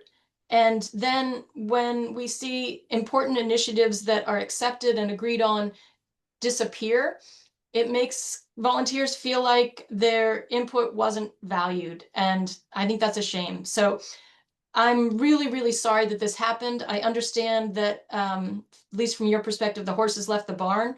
I'm interested to hear what options you have to propose moving forward, but I just think this is a terrible shame. If I can respond to that, you know, Porter, I served on the committee with you too, and I was also disappointed. I mean, what has been really challenging the last couple of years is just the amount of damage to sidewalks and roadways that we're encountering with climate change. I mean, it's just unprecedented. And what's been really challenging during that time period is that our access to FEMA funding has, what's the nice way to put it? It's become uncertain. And so we're in this situation. I mean, all small towns are in this situation where we have to fund these, you know, $1 million projects regularly, not every once in a while, but every year. And it's really challenging. Our options are either to borrow money and ask taxpayers to pay it back, which right now, you know, interest rates are really, really high, or we raise taxes, but we raise taxes by a lot. And so I also wish that we wouldn't have been forced into this situation, but I mean, these were projects where the roads were literally falling into the river. And so it's been really challenging, but we would really like to work with you and other community members to make sure that we can apply for grants and other opportunities. I don't think that anyone on the select board is saying that we're closing the door.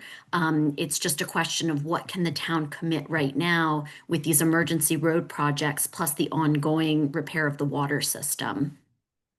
Yeah. Right. Yeah, it's still a very difficult decision I have to make. I've only been here a couple months and having to process quite a bit of financial information. And I apologize that before I got here, that the money situation dedicated to this park, you know, was ambiguous, and you know, we had other emergencies. Another component of this is the match, which was up to $500,000, 400,000 for the full total of the project. And you just kind of heard like what went out previously with ARPA and unassigned funds. if I'm being honest, it feels like the project was already paused. Because of the inadequate amount of fundraise to match. So after a certain deadline, the town would have to assume all the responsibility for unraised funds. And I can't do that. I can't just take voter dollars or voter approved dollars to a budget and apply them there. So I think we all have an appetite to seeing this through.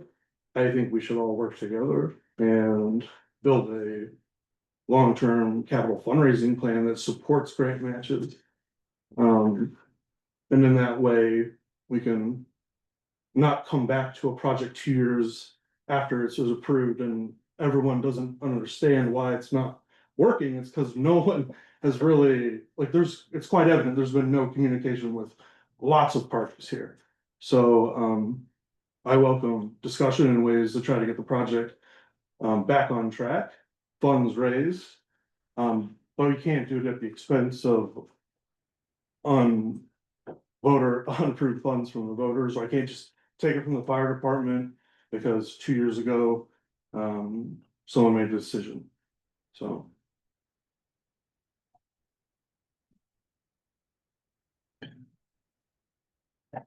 All right, so we're not gonna get the money back tonight. Nope. We're gonna work on a plan to see how we get there. So let's move on to town project status update, which dovetails into where. Dovetails nicely into that, yeah.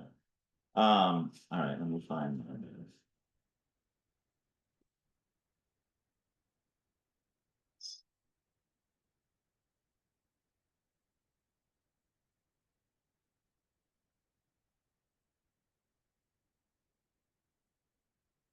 Okay. Oh, that's small. It's bigger. He's getting as old as us. Getting bigger. Oh, all right. Hope that's workable. Was Can it you see at that? 250%? It's on my screen. There it goes. Look at this. Hold on. Look at this. That's good there. Look at this little. Second. 1 second. I'll do it as a PDF. That's what we'll do. Stop. Share again. And this one. I've got something to tell you after this meeting that you're gonna like. Okay. All right, so let me zoom this up too, sorry. And went right back to the way it was. There we go, getting there. Yeah. It's very slow. All right, so this is our current projects that we're working on. We've seen this list before. This was detailed a couple weeks ago when we started talking about the potential for pausing projects. So this is a breakdown of what we're working on at the moment. We've got 6 projects that are fully funded. We got 3 that are underfunded at the moment. So we have 2 water district based capital projects. These are being funded only by water district users. The main one that we're working on is the $4 million phase 2 Bristol West Waterline Replacement Project. It's a combination of DWSRF loans, the bond, split over. Is that copy today? Split over, I can get you copies, split over 30 years. So there's that main one that we're working on. That's just about to start next year. Our next one is the new piece of this, which is the Bristol West Customer Service Line Replacement Project. And that's about to start ramping up the details of that. So essentially that dovetails with the service line replacement, which is what we're working on.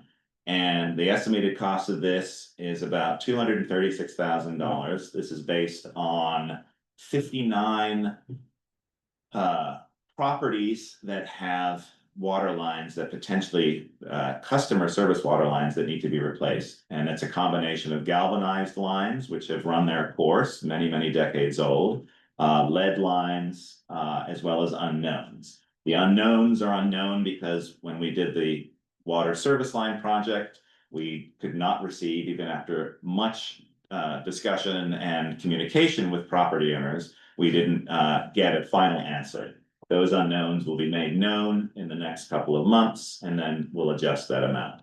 The idea with this project is that we want to make it as easy as possible for people to replace their service lines if they have to. This is a state requirement. The state wants people to do it within the next 10 years.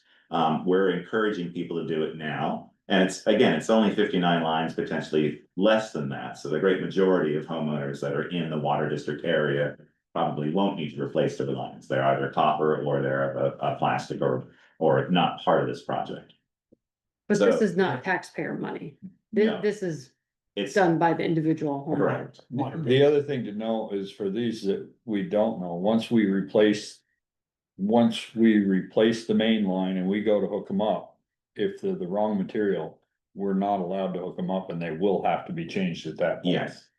Yes. That's So state required. Is there any estimate of what this is gonna cost the homeowner?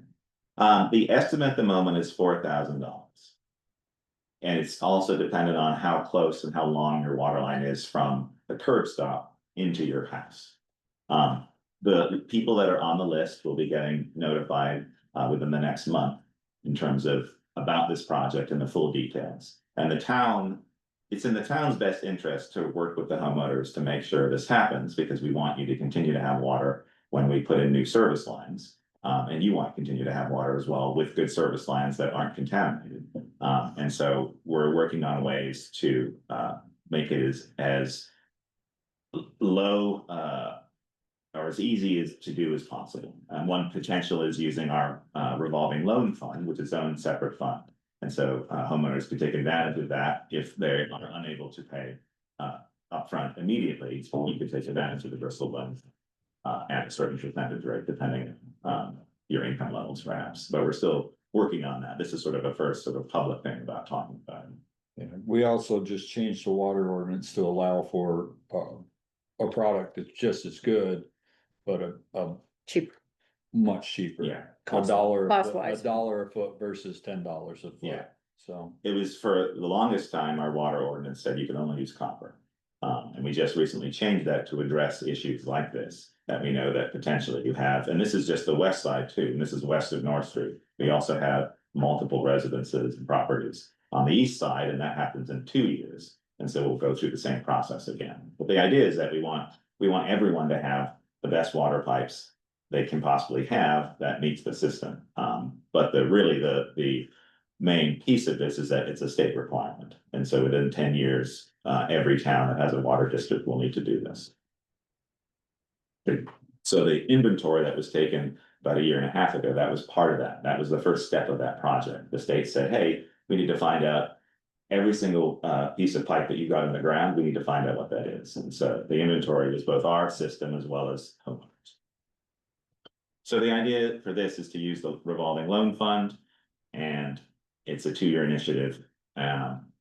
More than likely, we want to maybe accomplish it in 1 year, get everyone's lines ready to go. So when we pass down that particular street that you're on in the water district area in Bristol West, we put in the new service line, you have your new water connection at your house, they're connected to the curb stop, and you're off and running. Very similar to what happened on Pine Street with all the residences there. So that's water district, 2 projects. We have townwide capital infrastructure projects. We have Holly Hall efficiency upgrades, and we have Lawrence Memorial Library. Both projects are very similar. We have a architecture firm, Vermont Integrated Architecture, based in Middlebury. They're working with us on the project for both of those buildings. We have grant funding for both of those. We have a funding gap currently on the Holly Hall. We applied for more than we received. So we're looking to fill that funding gap, perhaps with grant funding or perhaps with our reserve funds. The Lawrence Memorial Library received a grant for $541,000 through the Vermont State Treasury and Libraries Program. So there's no match required, and that seems to fully cover what they need to be able to do. We also have Airport Drive Sidewalk Project that started. We have a $300,000 grant for that. The town contribution is $30,000. That'll be from Capital Sidewalk. We also have a MAUSD contribution, since half of the sidewalk will be on their property. One of the concepts we just talked about recently was perhaps instead of using concrete, which is a more expensive material, we would use asphalt. that would match the MAUSD sidewalk that they just replaced recently that runs along from Liberty Street. And so that could reduce the cost of that project, which is always nice because construction won't happen until 2027. And so the project costs could go higher, but the idea would be we reduce the costs and our match and the school's match is then lower, which is nice.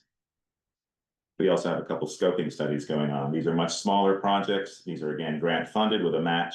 Most scoping studies the town does is in the $10,000 to $20,000 range in terms of our match. And from that, we get a full complete document, complete with pricing, so we can go out and use that to get larger grants to be able to fund the projects. Mountain Street scoping study is to figure out a way to best take care of the water that pours off the mountain at that location. A lot of flooding has happened there, including the flooding of the school a decade or so ago. And so we're looking to figure out the best way of getting that water safely away from that area. The other big one that we're working on in terms of a scoping study is the West Street sidewalk scoping study. That will extend from Holly Hall all the way down to the Creamy Stand. We have a $12,000 match on that. Again, Capital Sidewalk Fund will take care of that. And we have AZ Larson, our planning and zoning administrator. They are the project manager internally for that. We just had a kickoff meeting, and that's humming along nicely. And the idea is that we would improve the sidewalks that are already there. And the big part of that project is to actually put sidewalks in where we don't have sidewalks, especially outside here, right in front of Holly Hall, leading across from the gas station, as well as improving the sidewalks over to the post office, which is really, it's just asphalt. It's not really a sidewalk and there's no curving. And then we'd continue the sidewalk past the house that's right next to the Creamy Stand and actually get to the Creamy Stand. So you could run the full distance all the way down to that location. And our crosswalk to nowhere would then have a destination. Yes, exactly. Right now, yeah, the crosswalk walks into someone's yard. So the main projects, and this is a rehash of what we've talked about before. We've had Basin Street project. That's one where currently we've spent about 100,000, with 75,000 of that being grant funded. We have numerous grants for this. We have actually 4 grants, and even with the 4 grants, we've only got half of the money needed for the project. So instead of continuing that project, it's our recommendation internally that we pause this project because we're halfway funded. The last meeting that we had, the project increased by $200,000. We have a construction date of 2027, so more than likely that 1.5 million might turn to 1.6 or 1.7 million. And it's just going beyond what we're able to do. If we pause the project, we then find out at the state level, because we've only tapped into one of the grants, which happens to be the TAP grant. We find out what we have to do, if we have to repay the 75,000 or if the state will help us out and maybe cover some of that. But we don't know what happens with that until we pause that project. And then the last project is the one we've previously talked about, which is the skate park project. So the skate park project, its estimated cost is 800,000. We're applying in the midst of applying for a grant for 400,000 for that. And the current reserve fund has $7,783 into it. We did have obviously, as we discussed, the previously earmarked 140. We spent 7462 of that. So really our earmark funds got dropped down to 132,000. So we have a funding gap of 259,000 if we include the earmark. And then if we don't include the earmark because it's not there anymore, we now have a funding gap of $392,000. And that's really the biggest issue. Even if the ARPA funds or the previous ARPA funds were there, more than likely, we would pause that project. Even if that money was there, because we're still $260,000 short. The grant is 3 years. We could potentially push out construction to 2028. But by that time, more than likely, $800,000 would turn into $1 million. And we would then be on the hook for even more funds. So I think this is a project that we fully support and we intend to make happen, but I think it needs to change. And we need to relook at it, similar to Basin Street. I think it started off, the 140, just so people have a history, the 140,000 was for a fairly detailed estimate from the rec department to renovate and to change the original skate park, take off the structures, re-asphalt, things like that. Within a year, it had changed and had grown 4 times in size and scope. And so now we're at the point where we're at a very large project. And I think the previous administration didn't understand how that scope had changed and the needs of the project. And when I was interim, I didn't have the ability to look at that project and see what was needed for it. And so I think that's where we're at now, where we have a new town administrator and he has enough experience that perhaps the board and previous administrations were lacking to see where this project needs to be and how to get this project done. Porter was up before you, I'm sorry. That's okay. Let me just see if I can. Hang on one sec, Porter. Stop this, sorry. I don't know, is Taylor still there? Yeah. So, I mean, maybe she can weigh in as well. But as a rec club board member, my understanding was that we haven't come to a complete final decision on that. So, you know, my personal past experience with fundraising for big projects is that, you know, we haven't really even started our fundraising for the skate park yet. But we had that 140, which was a base, which we were going to use as a basis to use to fundraise from.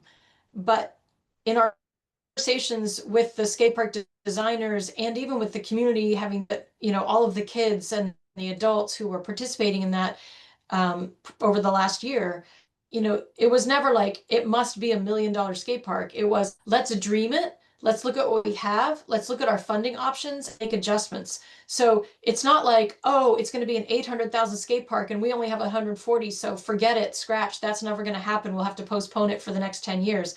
It was much more like, we've only just barely come to the place where we have those sort of conceptual designs and we're moving ahead. And it's not a fast process, but I don't feel like it was a done deal.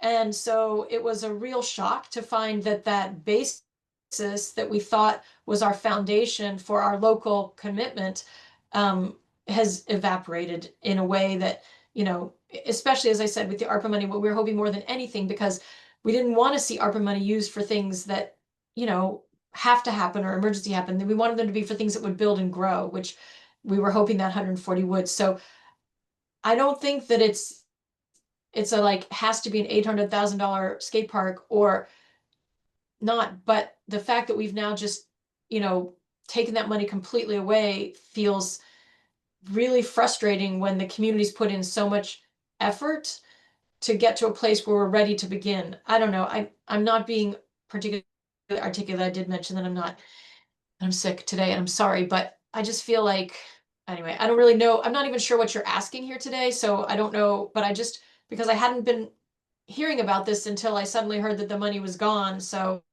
I'm trying to pay attention and be a better community member, but so I'm not really sure what you're planning and doing, but I don't think it was $800,000 and growing exponentially. I think it was, we're just putting it together and now the rug's been pulled out. So Porter, did I understand you to say that the rec club hasn't agreed to give the property for the skate park yet? Or to update the deed? Oh, sorry. Hang on, wait, Porter. No. Let me just make you a, where are you? Are you gone? Oh, here. Co-host. There you go. Okay, you should be able to mute. No, the rec club is completely on board with this. Like I mean, we would have taken that money if you'd wanted us to hold it as a nonprofit. I wish we had. We just thought it would be safe at the town. So it never occurred to us that when the town said yes to the ARPA's recommendation, that 140 would evaporate, leaving it in the town's bank.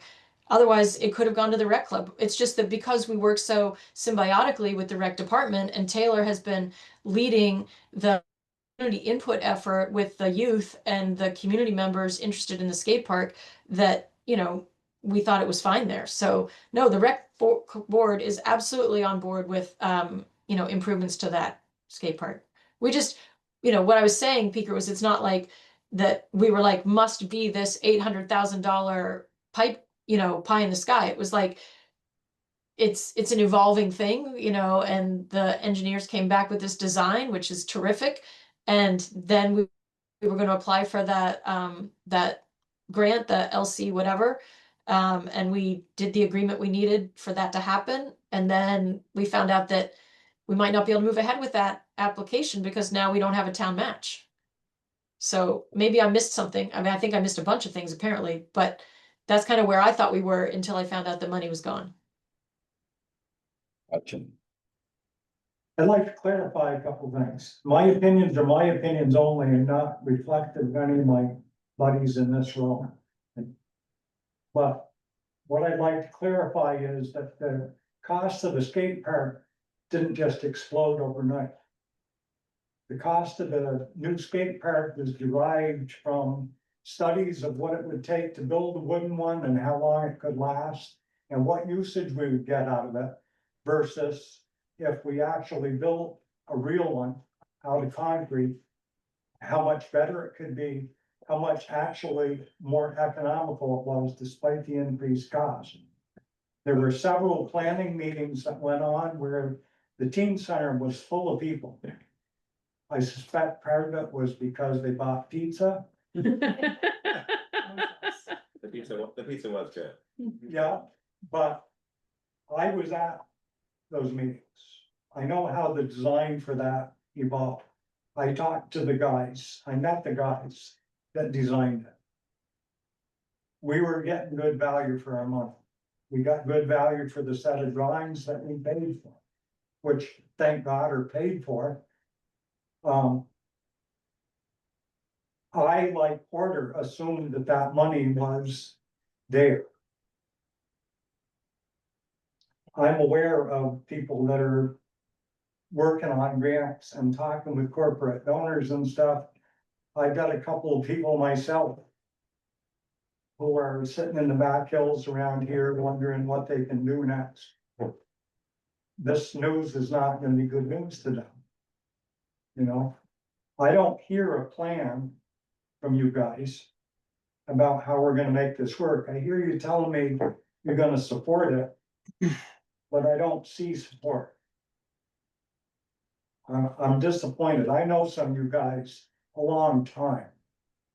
You've always been honest with me. You know, I wish you would be now. What's your timetable? What are you guys thinking? How long we've got to put this off? This project started out to be not taxpayer funded by loyal local tax people. You know, it's beginning to look like the only way that it can possibly go is people are talking about dribs and drabs of taxpayer money. That was never the intention to turn it into that. I would really like it if we could get back to where we don't have to do that. The only way we can do that now is with taxpayer dollars because the money is gone. I mean, that's the God's honest truth. The money is not there. And the only way to put that money back is through taxpayer dollars.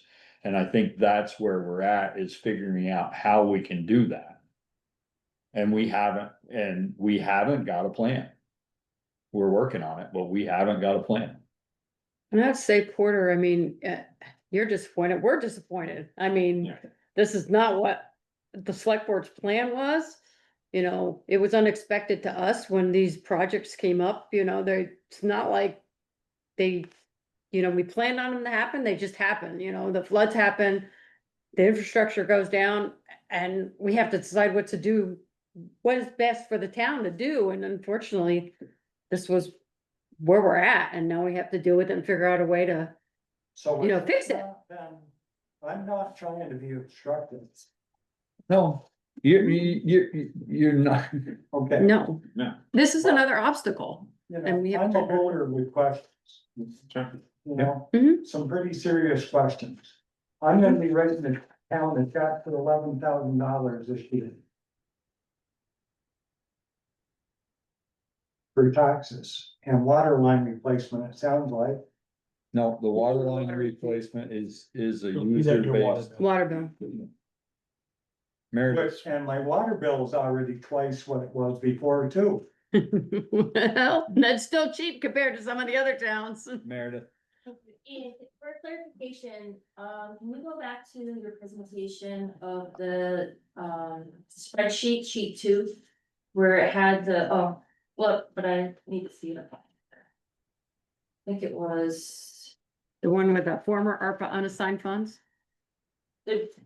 the one with the, wait, no, it's Yeah, that's the second page, page 2. second page, sheet 2 of your presentation. Sure. So. Porter says, speak up, Meredith. Oh, sorry. Sheet 2 of your presentation, Ian, please. Yes, ma'am. It's okay. And it's, yeah. Okay, so I just need clarification. I see that you have dates on the list, but you don't have dates for the Lincoln, Briggs and Basin Street. What are the dates of that, of those? Just for me to see the complete spreadsheet. Basin Street is ongoing. Okay. So it started, probably a year ago. Lincoln Road stabilization, I don't know. it was 2 Halloweens ago. Right, It was 2 Halloweens ago, but What did it happen? yeah, it was, the end of October in 2024. 2 Halloweens ago. Halloween's go. well, will be 2 Halloweens. The reason why I'm asking is that we found out about the ARPA funds being used, not at that time. That these funds were used to cover these emergency situations. We didn't know, we, the board, and this is our fault, did not know that that's where the money came from to pay for those projects. And the present We did administration not, didn't- Right, bigger, and the present administration did not know. Yeah, and I would like to speak, I would like to say thank you to Greg for, you know. If it's news to you, it was definitely news to us, so Yes. for one, I appreciate Greg being able to go through. All of this and finding these hidden, I don't know how to say it, but situations and Right. bringing it to Friction light. point. Yeah, so I This mean, project- thank you. We want this project to happen, I want this project to happen. We just have some snags and some things, right? Obstacles. But Yeah. I think, Those are, for us to just hear about it 2 weeks ago. yeah, you heard You about heard it it as soon as we we heard knew about about it. That's the God's honest truth. We, Public, cause that was like, that's probably what. but how, really- how projects were like this were previously, and I'm not spoken about Taylor whatsoever. But like, it takes a group effort to make a project like this happen. And it takes us all coming together and having check-in meetings and regular finance meetings and talking about development plans. And everything else that goes into this to make that match. I know it feels like blindsided, and I'm sorry for that, but also. You gotta hear me out. The best way this project gets done is by doing what we're doing right now, because the way it was going with not, your efforts are immense.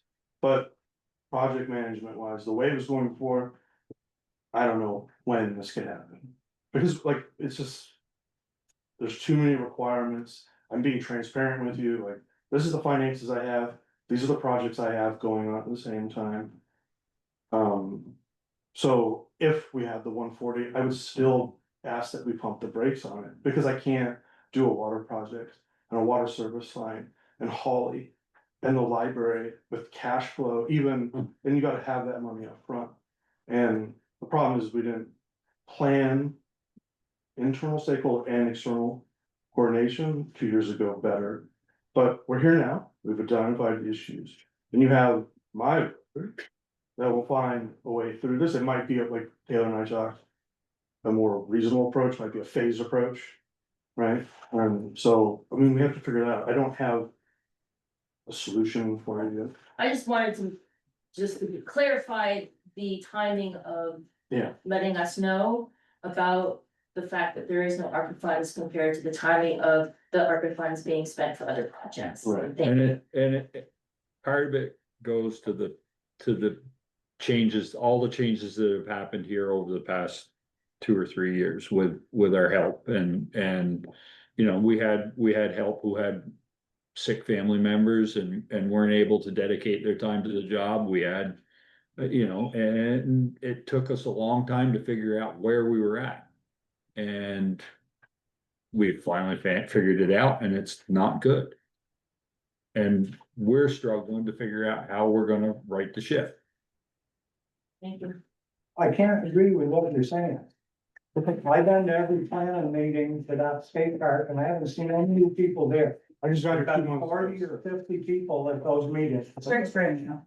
I know Just that, but I'm not seeing this committee here. I'm You're all of a sudden saying that Taylor is managing this by herself. There's a whole committee of people that were involved in this. There are a whole bunch of people that were ready to start calling people and start raising money. And all of a sudden now it looks to me like the town is taking over total control of this project. Well, then Is that what's happening? I mean, I can't guarantee the match for you then, sir. There's nothing stopping you If working you with the. guaranteed me anything right now, quite frankly, I wouldn't believe you. Okay. How But could I? the rec club's more than welcome to take, as a 501c3, take these on and do your own fundraising efforts. But I cannot promise future taxpayer funds to a non-appropriated project. And you can say you don't trust me, but I'm looking out for the taxpayer-based dollars here. I understand what your emphasis has to be. Okay. This didn't start out to be a taxpayer project. You guys have made it that it has to be now. Unless we can find a whole bunch of sugar daddies somewhere. We always needed sugar daddy Yeah. here. They needed a $500,000 match. I think it's a fair statement that we've got us in the position that we're in. And now it's our job to figure out how to get out of that position. I'm not gonna sit here and argue with you the fact that this board has got us in the position we're in because we didn't know. Either we weren't paying attention or we didn't ask the right questions and we did not know where we were at financially or how we were gonna pay for some of this stuff. We knew we had to do it. We knew we had some grant funding to do some of these projects, the Lincoln Road. We knew we were underfunded. We didn't ask the serious questions of where the money was coming from. All we were told is, and I'm, to be honest with you, I haven't said anything here tonight because, as you know, I'm a rec club member for almost 50 years. I've been a trustee for a long time, and David is the trustee in Porter, and we have to sign the paper for the deed. And so I've kind of just stayed out of this, and that's why I haven't gone to those planning meetings, to be honest with you, Chuck, because I've got to put my name on that like we did for the Legion 25 years ago when we Right. gave them some land. Yeah. And, but, you know, we were told, this is the first time since Sharon and Chris have been the treasurers and assistant treasurer, that treasurers come to our meetings now, and we hear it from them and not from our previous administration. Oh, we've got the money. Don't worry about it. We've got the money. We were, I won't say blindsided, but a month ago or 3 weeks ago, we said, you guys are out of money. We're in debt, almost in debt here. We haven't got long. We didn't know where we were gonna pave streets this year. We really didn't know that 2 weeks ago. We really didn't know that we were gonna pave our streets this year because we didn't have the money. And I go, wait a minute, we voted for it last March. And that's how the treasurer's office now has finally, I mean, we had 3 years of just really not a lot of treasurer work being done until Sharon and with Chris's assistant taking over. So, I mean. And it's taken a lot to get our books organized so that we understand them. We did a budget last year. We didn't know whether we spent or not. We said, oh no, you got the money. We got. And. Well, we could have saved this 140,000 and given it to the rec club last year. Maybe that's the route they should have gone with, but we didn't. But, and then when Greg says to us last week or 2 weeks ago, you're $200,000 in debt, we'd have to take a loan out, and then the taxpayers would have to pay that interest. Next year, we put it in the budget for next year for the next 5 or 10 year loan. I don't know what we would have done. But I'm not authorized to take loans on behalf of the town. I didn't want to get involved in this because I'm the rec club member and I've got to make a decision to sign the deed. And I want to keep it clean. another communication breakdown and failure is that. These timelines from the town should have been communicated. Had I been in this situation, Taylor, Meredith, and myself were talking about, like, hey. We have to use this money. And I would have worked out a plan to, cause it's been 2-3 years. I could have figured out a way to build that back. But it's not, I'm not trying to point fingers at whoever was here before, I'm just trying to get us to where we need to go. And so I understand your frustration, this is not fun for me. And nor is it fun to have my staff spend years working on something when we just could have communicated holistically all and had, better understanding. But after a certain deadline, all that town match becomes my responsibility, becomes your responsibility as a taxpayer. And I don't have the authorization, I don't have a town credit card where I can just put anything on. I signed some authorizations to submit some loans, but I can't incur debt without taxpayer approval, and without this board approving. And so it puts me in a jam. And so the most prudent, cautious thing to do is to stop, for us to reorganize and figure out what the plan is. And I can't change what has happened, but what I can do is promise you my commitment, my creativity, whatever resources I have, my partnership, for us to continue to move from a phased approach or whatever it looks like. So I apologize that this is the way it is, but unfortunately, we have to figure out a way to navigate it, otherwise it'll never happen. And so it's a tough situation all the way around. If we don't do something, there's gonna be no skate park in like 3 years. You guys need to know that. So we Some created, of those features over there are not safe now. okay, They're not safe now. Right, so the idea is to not let that happen. Part of it is this skate project is a solution or was a solution in 2 years from now. For $800,000, right? But pausing this project allows us to put money into the park now to make things safe and to work out a plan. And probably a phased approach to actually replace and get a project there. We're not gonna, it's not stopping the project, it's pausing this aspect of the project to reevaluate. And then while this is being reevaluated, figuring out how to bring it up to a condition where it's actually safe and usable. And then figuring out what pieces. That's probably $20,000, Ian. I'm not trying to be argumentative, but I'm not sure you guys are seeing the ramifications. You're looking at, You're seeing it.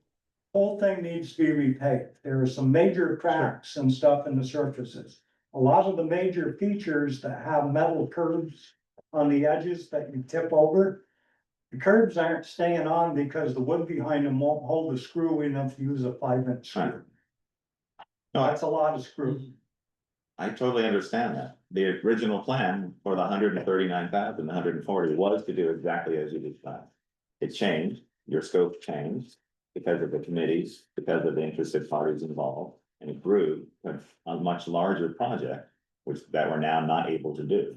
And so we have to reevaluate and see what can be done with the resources that we have, with resources that we can raise, as well as going forward and using a design that we have.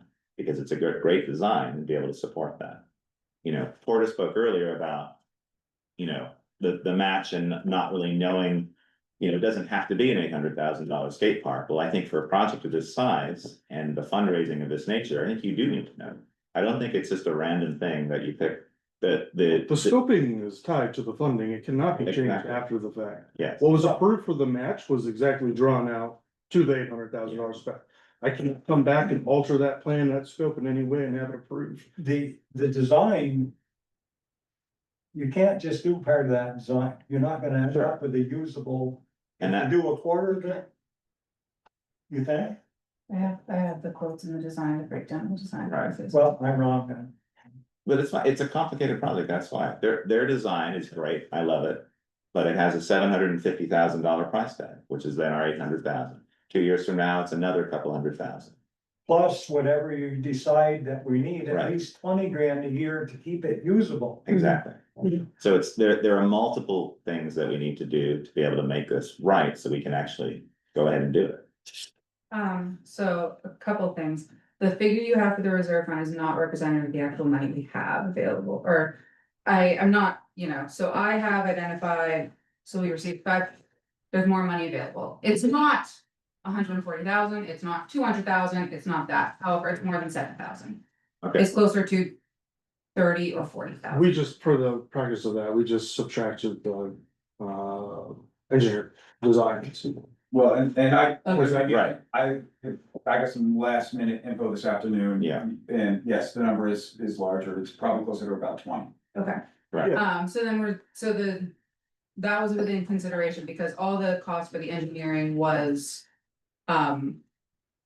Towards the match, and speaking of, because the reality is, right, you guys saying 140,000 is not an option here at this point. 140,000 of ARPA funds to match the forms to go towards the match that we had to continue to fundraise. Yeah. Does not exist. The funding gap is now severe enough that I understand, I also understand the concern and anxiety around taking on a large unfunded matchable grant.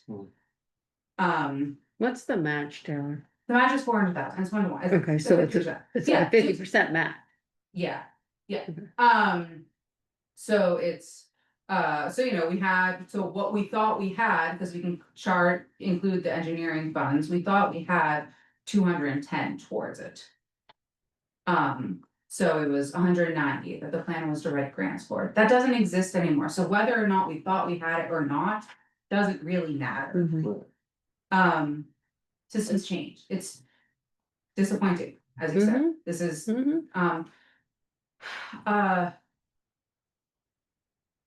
how is it not gonna happen in the future? Can you guys outline like is communication breakdown, like what? Because this happened a couple years ago in the way that we would have changed our approach to this. This happened before we had you get like, right, this happened before we had contracts signed, and this is, I understand that there's just a breakdown in communication, we didn't understand the books, but like, we wouldn't have, signed, construction documents, we would have changed our approach so significantly, had we known this. Exactly. That's the Yeah. point I'm trying to Yeah. highlight to. A lot of this could have been avoided had there been a greater integration from the town administrator. In with like, Yeah. overseeing, and right, we missed an unbelievable amount of opportunity. And I think that's what's like. That's another thing too, is I don't think you all were tracking, like, there should have been better communication. And I didn't hear at this time, I'd be like, hey, look, at this point, this deadline, the town assumes all responsibility, so like. I would encourage you to have your fundraising development efforts, like, would have been going on for the last 2 years. So that when we get up to that point, the town has resolved that debt and we have already we're on time to the project versus not being time. Does that make sense? It does, and I mean, like, and then there's a breakdown around like with the grants that we are identifying and that Yeah. we've talked about, so there's like. An approach, and so I understand that, and I'm unfamiliar with the level of scoping around this level of development and fundraising, so there's so I think just the approach that you're talking about is different from the approach that I was going to. But I think you didn't receive the support that you needed for this project. I think you had it initially with your initial idea of having 140 and doing the asphalt and rebuilding. I think once you got into the project of having the committee and it grew to a project that was $800,000, you should have had support all the way along that with someone in leadership here that should have recognized complexities of a project that large with a grant fund of that large and a match of that large, and you should have had much more support for that, and you didn't receive that, unfortunately. It's not And about. that sucks, that really sucks, and believe me, more than anyone, I'm invested in this project. I spend a lot of time finding out about this and researching more than anybody. I'm super invested. I ran the town for 7 months, just as a board member, and was very frustrated that I was unable to do anything about that and learn certain things. And so, but I'm more than anybody, I'm more frustrated about it, because I want to see the project happen. I attended the meetings, I supported the project. And it sucks that you didn't have that support. There was a, unfortunately, administrator here that was overwhelmed and dealt with too many other projects and wasn't able to give you what you needed. Do you guys have an estimation for the timeline that we can move forward on it? No, that's something that we want to talk with all of you about. I think that's the next stage. It's not something that the board is part of the process, but really it's leadership at the staff level that you need. That's what needs to happen. And I think everyone needs to get in the room who wants to be in the room to have that discussion. And I think part of it was with the committee, you had a great group of people, but there wasn't anyone at leadership level who was there with you guys to support that. I was there at a select board level, but it's a different time. You know, and I think the biggest thing that I learned in terms of the 7 months as interim is finding out the reality of the sheer amount of projects that we took on without a very clear plan of how to handle all those projects. You had someone who was retiring, you had someone who had health issues, and I think someone who was very good at certain parts of getting the projects. But then the reality of all of those projects having to be done in the next 2 years or 3 years, it's just something that wasn't planned out. So it's just one of those things. You know, and I'm in it for the long run. You know, I'm here for another 3 years and probably 3 more after that. So I'm not stepping away, and I'm very invested in all of these projects. So I'm here to take the time to figure out how to make these things work. He's assuming he's gonna be reelected. I said, I hope. All right, so we're hitting the reset button with the funds that we have, and communicate again with our community. And let's come up with Had a lot of plan. Support Yeah. from Yeah. our town administrator. And we know we have support from all the people that showed up here today. It's not that you don't have our support, you have our support, Meredith. We earmarked the money for that. And we didn't realize the money was gone. You know, we didn't realize the money hadn't been moved. When Greg said, I got a problem and I've got to talk to Meredith, he didn't know what he was gonna say. And it was a conversation he didn't want to have, but he had it. And we as a board had no idea that this was going on, or that we were in this position. And that's partly our fault. But we just gotta figure out how to pick up the pieces and move forward now. Yeah. I agree. We can sit here and point fingers all night long, and it's not gonna get the $140,000. Well, I don't think we feel that at all. I think the whole idea is figuring out how to do this. Porter? I just want to say, I really appreciate hearing both from Greg and from the select board, you know, an apology for that. And I think many members of the community do recognize that there's been some severe challenges with, you know, staffing and finances at the town level for a couple of years. And we're grateful to those of you who've hung in there and who are now taking the reins and getting that back on track. So thank you. And I'm also glad to hear a commitment to supporting our rec club leadership and moving forward. I don't think that they were out on a limb. I think that they had the full support of not just the town and the community, but the select board and the previous administrator. And if something got lost along the way in communications so that, you know, it didn't feel like it was a well-supported project, I didn't start out that way. I mean, from my perspective in the community, I think the rec department did a really great job keeping people informed and engaged. So if the communication trail got dropped somehow at the leadership level at the town office, I'm not sure how that happened because I saw people copied on all those emails, but nonetheless, you know, it is what it is. And I acknowledge that, you know, when I spoke earlier, like the horses left the barn. But let's make sure that we do make an earnest effort to figure out how we're going to proceed as well as possible from here. I think that's where we're at. Yeah. Yep, I don't, it's nothing we're gonna solve tonight, but. I'm sure that, I assure you that everybody here knows that it's something we have to work on. I know, yeah, I certainly have a new appreciation of how grants work or don't work. Yeah. All right, do we have anything else? Not we've got- for no. projects. Okay. Any other questions on this that? We didn't answer. That we didn't answer? I know the answers aren't what you wanted to hear, but they're the answers we have, and you want honesty, that's. Where we're at. Our goal is to give you honesty and transparency and. It would be nice to be able to believe that this is gonna be addressed shortly. We're at least gonna address doing some maintenance. Yeah. It's important to me that the kids have that place. I spend a lot of time over there, as you know. You do, Chuck. And that skate park is an integral part of showing kids that there are choices you can make that'll affect your life. I fully believe that and I donated time to prep for the first pavement that went in there. I know. You know, that was years ago. And if you don't give kids something to do, they're gonna do stuff that they hadn't ought to be doing. And that's why I volunteer my time for that sort of stuff. So I get it. I'm sorry, I apologize if I've spoken. Nope. Yeah, This is important to me. you've spoken just the right amount. Yep. Believe me. We appreciate the feedback. Yep. All right. Moving on. Level 2 EVSE grant update. Wait, are you guys making formal approval? Are you guys formally like pausing? Do you have to make a motion to do that, or is that just recommendation? Cause we do have to answer to like. We have to give an answer to LWCF. We're still hanging. They're emailing us and wondering what's going on. Yeah, we're gonna notify them that we're.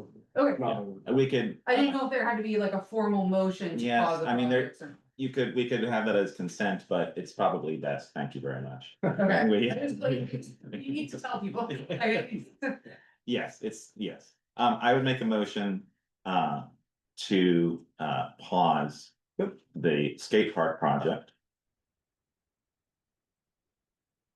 I can get a second. Was that, well, Yeah, I was waiting, I wasn't sure if it was done. Well, I'm debating whether to do, you want two motions for each of the projects or one motion just for both projects, both Basin Street and the skate park? One each. Okay, so I make a motion to pause the skate park project. I'll second. All right, Greg, you had a comment? You started to say something when he. Oh, no, we're fine. He's on, Yeah, Okay, and then we'll. and then Basin Street, yeah. I have a motion and a second to pause the skate park project. Further discussion? Hearing none, all those in favor signify by saying aye. Hi. Opposed, nay. You're abstaining, I'm Joel, abstaining. and Joel abstains. Motion carried. Make a motion to pause the Basin Street project. I'll second. Further discussion? Hearing none, all those in favor of pausing the Basin Street project signify by saying aye. Aye. I, Opposed, nay. Motion carried. Thank you, Taylor. Yes, for keeping us in order. You need to answer. All right, Okay. Now, level 2 EVSE grant update. okay, so this has been going on for years. A couple years ago, or from 2024, we received a grant for level 2 charging. We talked about it being put on the park. Maddie Murray from GMP reached out to myself and the Energy Committee saying, hey, you still have that grant, you want to use it? You have about $26,200. Thank you, everyone. Thank you, guys. Thank you. For that cable lesson. Thank you, Chris. We have about $26,200 for that grant. $19,000 for labor, 5,700 for 2 ports for the hardware, and then a 1,500 estimated utility incentive. The original quote from Norwich EV for that project was $40,000. So we would have to kick in about half at that point. We put it on pause because we thought we were getting the level 3, because we got that grant through Norwich EV. That project is currently on hold. They are not able to meet their 2026 deadline. They need additional funding, and because of the way the whole federal government's going with these kind of projects, they're gonna reach out to GMP and the grant administrators to see if they could get that extended and try to figure out. So it's currently unknown when that project might happen. So they reached back out to us, GMP, for this award for the level 2. And I think it would be great for us to actually support this project and use that money. But we'd have to come up with the other half of it. No, hear me out.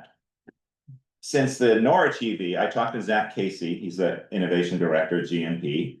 I told him that it was 40,000 for a level 2 2-port unit. He said that seemed pretty damn expensive. It recommended I get some other quotes. He recommended some companies that GMP has worked with. Richard Butts on the Energy Committee confirmed one of them just installed level 2 chargers at a church he belongs to up in Burlington. And so I reached out to Cummings Electric in South Burlington, received a new quote from them today. They came out and actually looked over the weekend at the location. Now, the location originally was directly in front of the town, the bandstand. We ultimately decided against that because of various reasons. And so my suggestion would be moving it to the back of the park. I have rec department support on this. It would be the last 2 parking spaces on Park Place by the By the church or by North Street? By the church. By the kids' playground. And the reason for doing it there is because it's kind of hidden. You're gonna know where your charging is anyway. It's minimal impact, and you also have the ability to change who parks there because they'd be EV parking only. A lot of times I've heard from Tri Valley Transit that if a big truck parks there in those spots, because it starts to narrow, makes it harder for their buses to actually get around and park and get around the corner. So that would help us a little bit with smaller EVs charging there. The quote I received today is around $20,000. So our grant funding would be plenty to cover that. To be able, if we wanted to pursue this project. I don't see how we can put it on the park. We can't put any new structures on the park. I think we should change that ordinance and abolish that. Because I think it's, No. yes. I think- No. Yeah, and I'll tell you why, because we are making decisions for the rec department who manages that space. And the rec department wants to put some things on, like a bicycle repair unit that we had in storage for a couple of years now. They were donated, and we can't put that on unless we call it a temporary structure. We've had trees change, we've had other structures change. I think it's sort of like handcuffs and a way of locking out our own staff and own departments from actually managing the work that they do. It's like having an ordinance at the other parks and not allowing them to do what they need to do with this. It also hampers us too, because we want to put something like this on and support this project and actually have EV charging in our town, which we have none, and every single town around us has EV charging and has done for years. Let me ask a question on EV chargers, because on the back side of the park are the posts, the wooden posts that, the ballards, what is it called? Would that take the place of one of those ballards?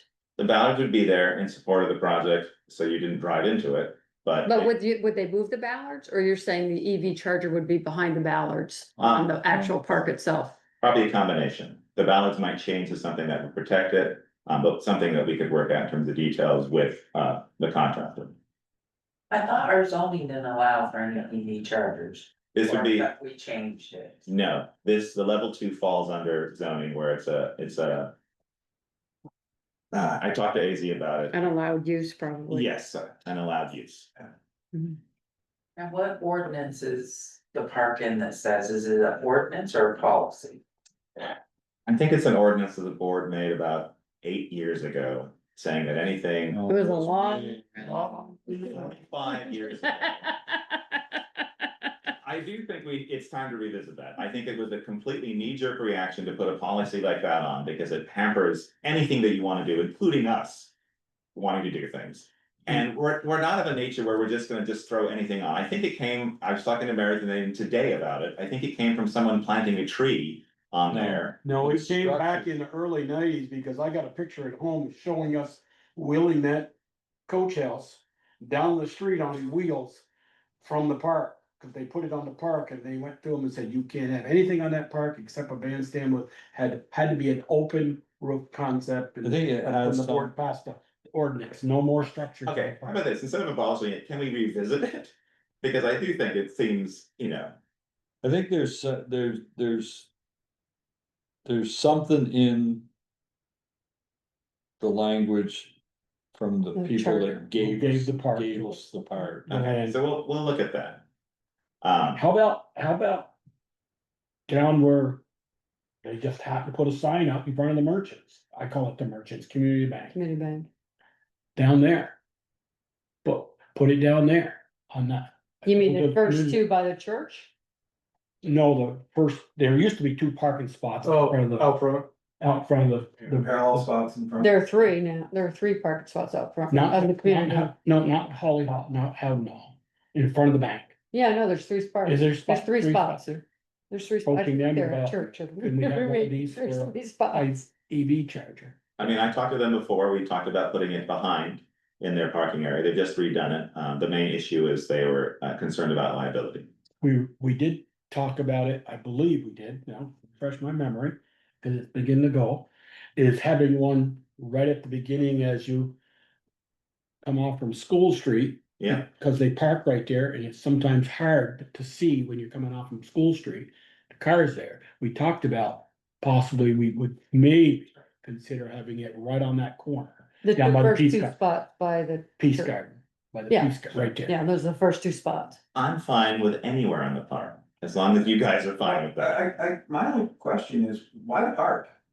I mean, in all honesty, that's prime real estate, prime parking. You're gonna put, already on Sundays when the churches are in session, There's no there's parking. no parking as it is. So put. Saturday, we couldn't Don't get we on. have charging on Yeah, Saturday? The church and the gym. Well, in the gym, I mean, those are highly sought after spots.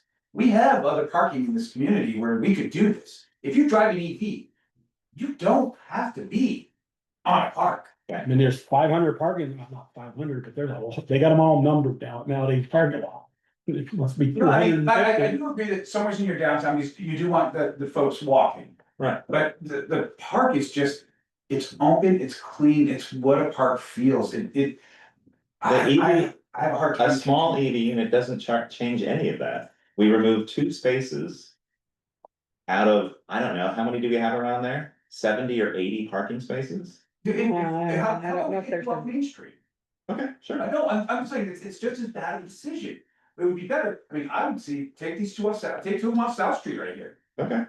I mean, honestly, but the 2 out in front of the office here wouldn't be a bad spot, or down 2 from there. Those are. That's some, I don't know, that's just prime parking that is very busy Sure. year round. I'm totally fine with moving it, I absolutely, I don't but I think it needs I to be think something I that- support having them, I don't support having them on the park. Okay. I mean, and I've had What that about- stance every, Sure, that's fine. out here works for me. That's absolutely. As long as I get my parking spot that I've been after for 20 years out here Which on one's Monday that? nights. It's just for us to be Which one's looking at that? the town got it, having it on town land is preferred. So. We don't have a tremendous amount of land, Ian, this is but a level, I'm happy to do it. That's a level 3. that's a level 3 and that's a level 2, that's where we're They're projecting. small, yeah, and I'm happy to bring the quote and. These are on show all private the property. details. Right. But yeah, I'm happy to have them look at that Hey, location, yeah. if I can get the board to agree on a location. I Anywhere that I'd be more than happy. We got power lines down there, so that's fine. We'll have to see if it's across the road. I can't remember. No, I guess it's on this side. So that's fine. A little bit of trenching in there. But no, that's fine. I'm happy to take them up. They, as Chris said, they don't need to be on the park. EVs will know where to find chargers. I would just like to put them somewhere in our town. Literally a resident Aiden, in fact, who has an electric vehicle, who now lives on Main Street, is unable to charge his car because he can't plug it in anywhere. He can't like plug it in and run an extension cord across the sidewalk. Maybe they shouldn't have So- bought an electric car so if they knew that. They were living in a house before. So the other spot too would be the two spots right here, right before the light on the right hand side, just after the intersection, as you're coming. Yeah, that would Into be the good. way, you got those two spots right there, Where those is don't get, right on Main Street. Right by the bike, where Go the past bike, covers, go past the turn into the drugstore, then you Oh. have two parking spots right there. I know where it is. One of them is acceptable. That's the only. One's at 88 accessible? Yes, No, that's on the opposite side, isn't it? No, they're both. There's one. One by on the each Lexus and side? There's one on each side.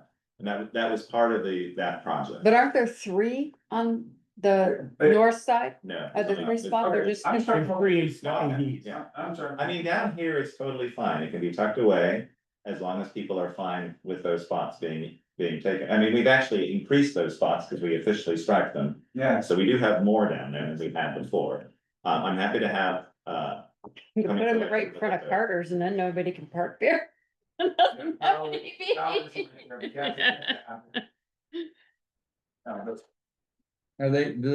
Will they be on the back side of the sidewalk or the Front side. front side? I was just trying to figure out where you'd put the They tractor gotta be on itself the up front. down They here. gotta be so on the that's, front we side. have to have a look. And that's probably some of the issues why we talked about the park before, the ability to have it placed and not get in the way of sidewalk where you're not stepping over a wire. Mhm. Well, there's no, just out here, there's no green space in between. the That's what I was, sidewalk that's what I was trying to and- figure out. And there's cable. Yeah. That little paved strip is cable. Brett said Firehouse Drive, that's an idea. That's our road. Yeah, Firehouse Drive, we own. Mhm. Yeah, but I think we wanna have it, Closer to Yes. downtown. yeah, I think that's. And it's better to put two together than one here, one there. It's a single unit with two poles. So you. There are the two parallel spots in front of, Arbor Main. Is that two spots right there? Yes. Yes, they are. There's a little curb right there. I'm just trying to think of spots where. You could put it in front of South Mountain too.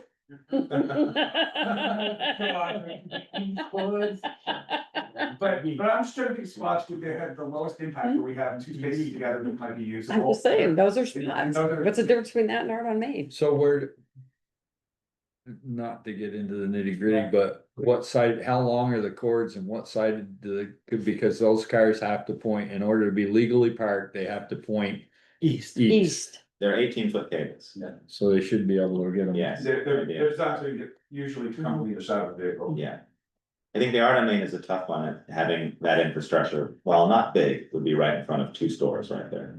I Main Street, I don't think is a great idea. Perhaps, the property owners would object to that, and I know they support EV, but they may not support that right I in just, front of those stores. I just don't think that's a good spot. Ian, I know you put time and effort in this and I appreciate that. Have you reached out to Paul?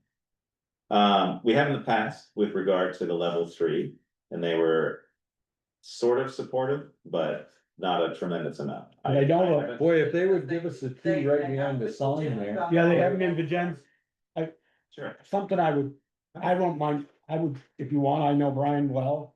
from Yeah, no, Pownell. I Which appreciate two? that. And, cause I'm thinking Right of by the. the sign, the radiates. The main thing for them Right, is that, those five right there Sure. facing across, you know. South. from- yeah, Basically. No, the five spots from the Rite Aid sign yes. Yeah, to covers, those facing five there, south. they let the, Melissa who's parking there. well, they let the, apartment owners park there at winter time, and they never have to get towed. Nobody else can park in the parking lot, Yeah, cause they tow them, but those five. Yeah, and I wondered if he would let us have the first two by the Rite Aid sign or the sure. last two by Covers side. no, probably not them. He'd probably give you the two by, Yeah. in. Yeah, for that, with the level 3, it was always. That was huge. The least. I wouldn't approve the level 3 in town. The least amount of, Looked like a refrigerator, didn't it? right, but that's why it's not gonna go into. For farm loads, the least amount of disruption for their maintenance, right, people. Yeah. So- we have green space in Virgins where they. Right, on Green Street, on school, Well, no. Green, they're on school. Yeah, but over at Parmelo's property, it's on the grass. So it could be on the Credit grass, one? you just Maybe on the grass, gotta. yeah. He owns the building, the credit one? That's actually. He owns not- where Shaw's and- If they'd be amenable. to Oh, it. I don't know, I'm talking about Yeah. credit one. I agree, it's gotta be. Yeah, somewhere no, in the they have a downtown. bunch over there and they have a bunch right across from the bank. Yeah. On that property. it's almost 10 o'clock. Yeah. Okay. Yeah. All right, to be continued. So you'll reach out to Pamela, is that where we're at? Yeah, I think so. I think we're in favor of moving forward. Okay. Yeah. I just think that we need to find a location. Alrighty. Review of select board roles, responsibilities and expectations. Greg, Yeah. So, I understand we've had a lot of change, leadership roles, at CA level, last couple of years. And select board members wearing a multitude of different hats out of necessity. At times, I just thought it would be good. The purpose here is to establish clear standards for governance, conduct, and collaboration among members of the Bristol Selectboard. Town administrator, I'm included in this, town staff, definitely Sharon and Chris are included in this. And to ensure transparency, accountability, and effective service to the community in accordance with the right statutes. How would you like me to do this? Would you like me to, you guys wanna read this? why don't you just, You want me to just ban through it? yeah, On this policy governing principles, the select board acts collectively as a legislative and policy-making body of the town. No individual board member has independent authority to act on behalf of the town unless authorized by vote by the board. All official actions and deliberations must comply with Vermont's own meeting law and Public Records Act. Board's decisions shall be made transparently, guided by the best interests of the community, and supported by relevant data and public input. Roles and responsibilities for the select board: establish town policies, goals, and long-term priorities, review and approve budgets, expenditures, contracts, and warrants, monitor the performance and compliance through the town administrator, adopt ordinances and resolutions consistent with state law, serve as a local liquor control commission and water sewer commissioners, appoint and evaluate the town administrator and other officials as required, avoid direct supervision of staff except through the town administrator, represent the entire community and serve as respectful ambassadors of the town. For each individual member, attend and participate in all meetings, prepare by reviewing agenda materials, respect the chair's facilitation of full decorum, support collective decisions once voted, avoid public criticism of staff and fellow members, refrain from interfering in administrative duties, refer staff or citizen concerns through the town administrator, disclose potential conflicts of interest as required by law. For the select board chair, it rotates through annually. You think you do annually, right? Preside at meetings, ensure orderly procedure, serve as spokesman for the board, work with the town administrator to develop agendas, represent the board in communication or functions as authorized. For my role, serve as chief administration officer, implement select board policies and manage daily operations, supervise all town staff and oversee projects, contracts, and grants, provide data and recommendations for board decisions, prepare and administer the annual budget, ensure compliance with laws, policies, and grants. In terms of expectations of conduct business with civility and partiality, uphold the confidentiality of executive sessions, maintain open communication while protecting sensitive matters, avoid appearance of impropriety, speak with one voice following board decisions, meetings and procedures, agendas are prepared by the chair and town administrator, agenda requests must be submitted in writing before posting deadline, actions and votes must occur in open session unless exempted by statute, minutes shall record motions, votes, disclosures, decisions are final upon a majority vote.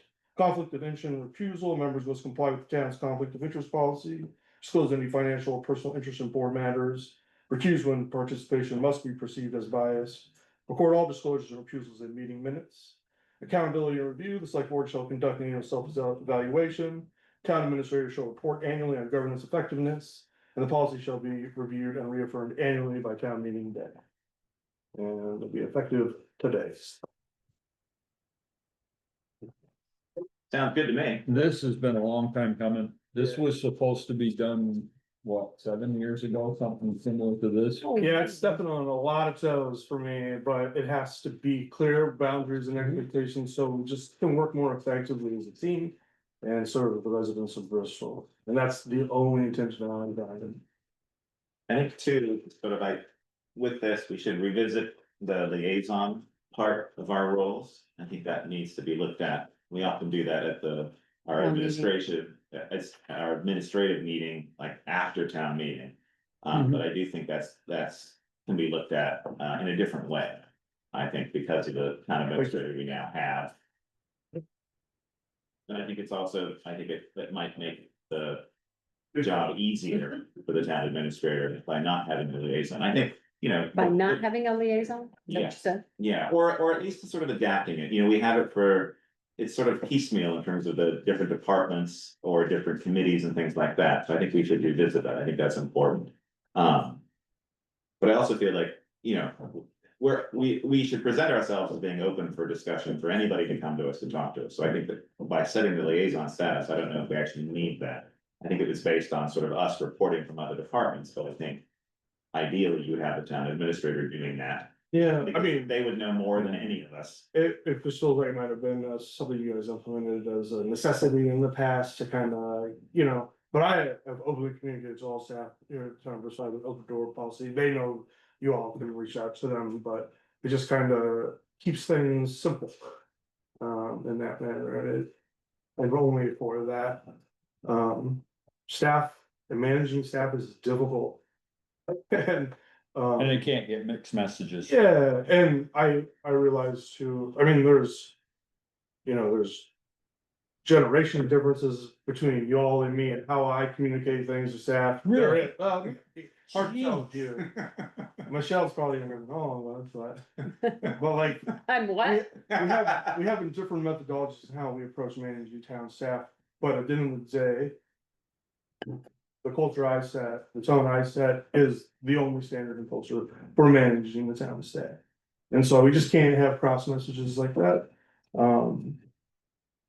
No harm, no foul, right? But just it'll make doing my job easier and it'll make y'all's job a lot easier as well. And also reprioritize y'all into areas that I already have covered, so. I think, and this goes back to previous administrator, I think part of it was. She didn't wanna deal with.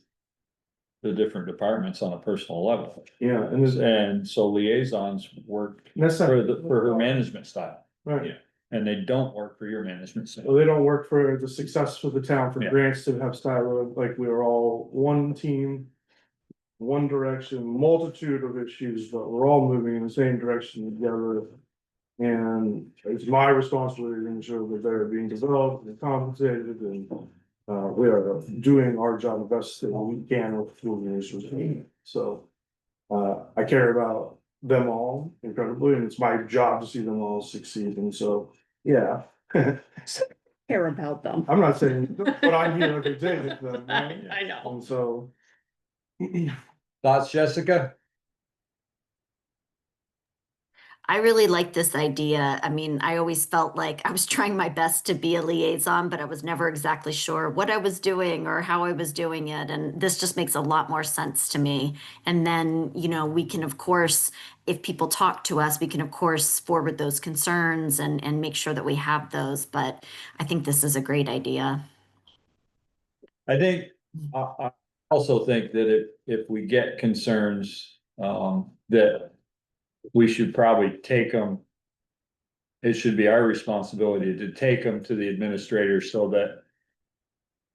The administrator's not blindsided by something It would be helpful. at a meeting, you know, if we go. Absolutely.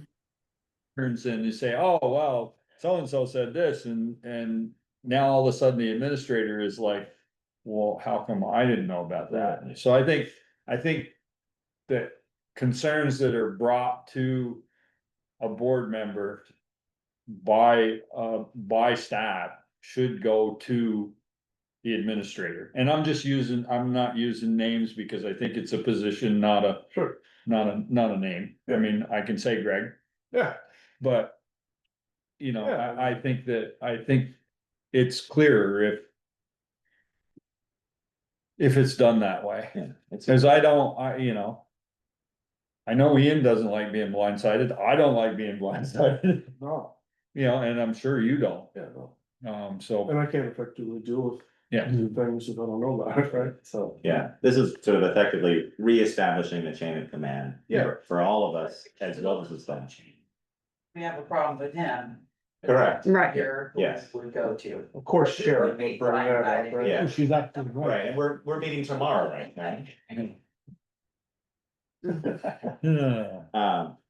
Do we? No, it works both ways. It Absolutely. definitely does.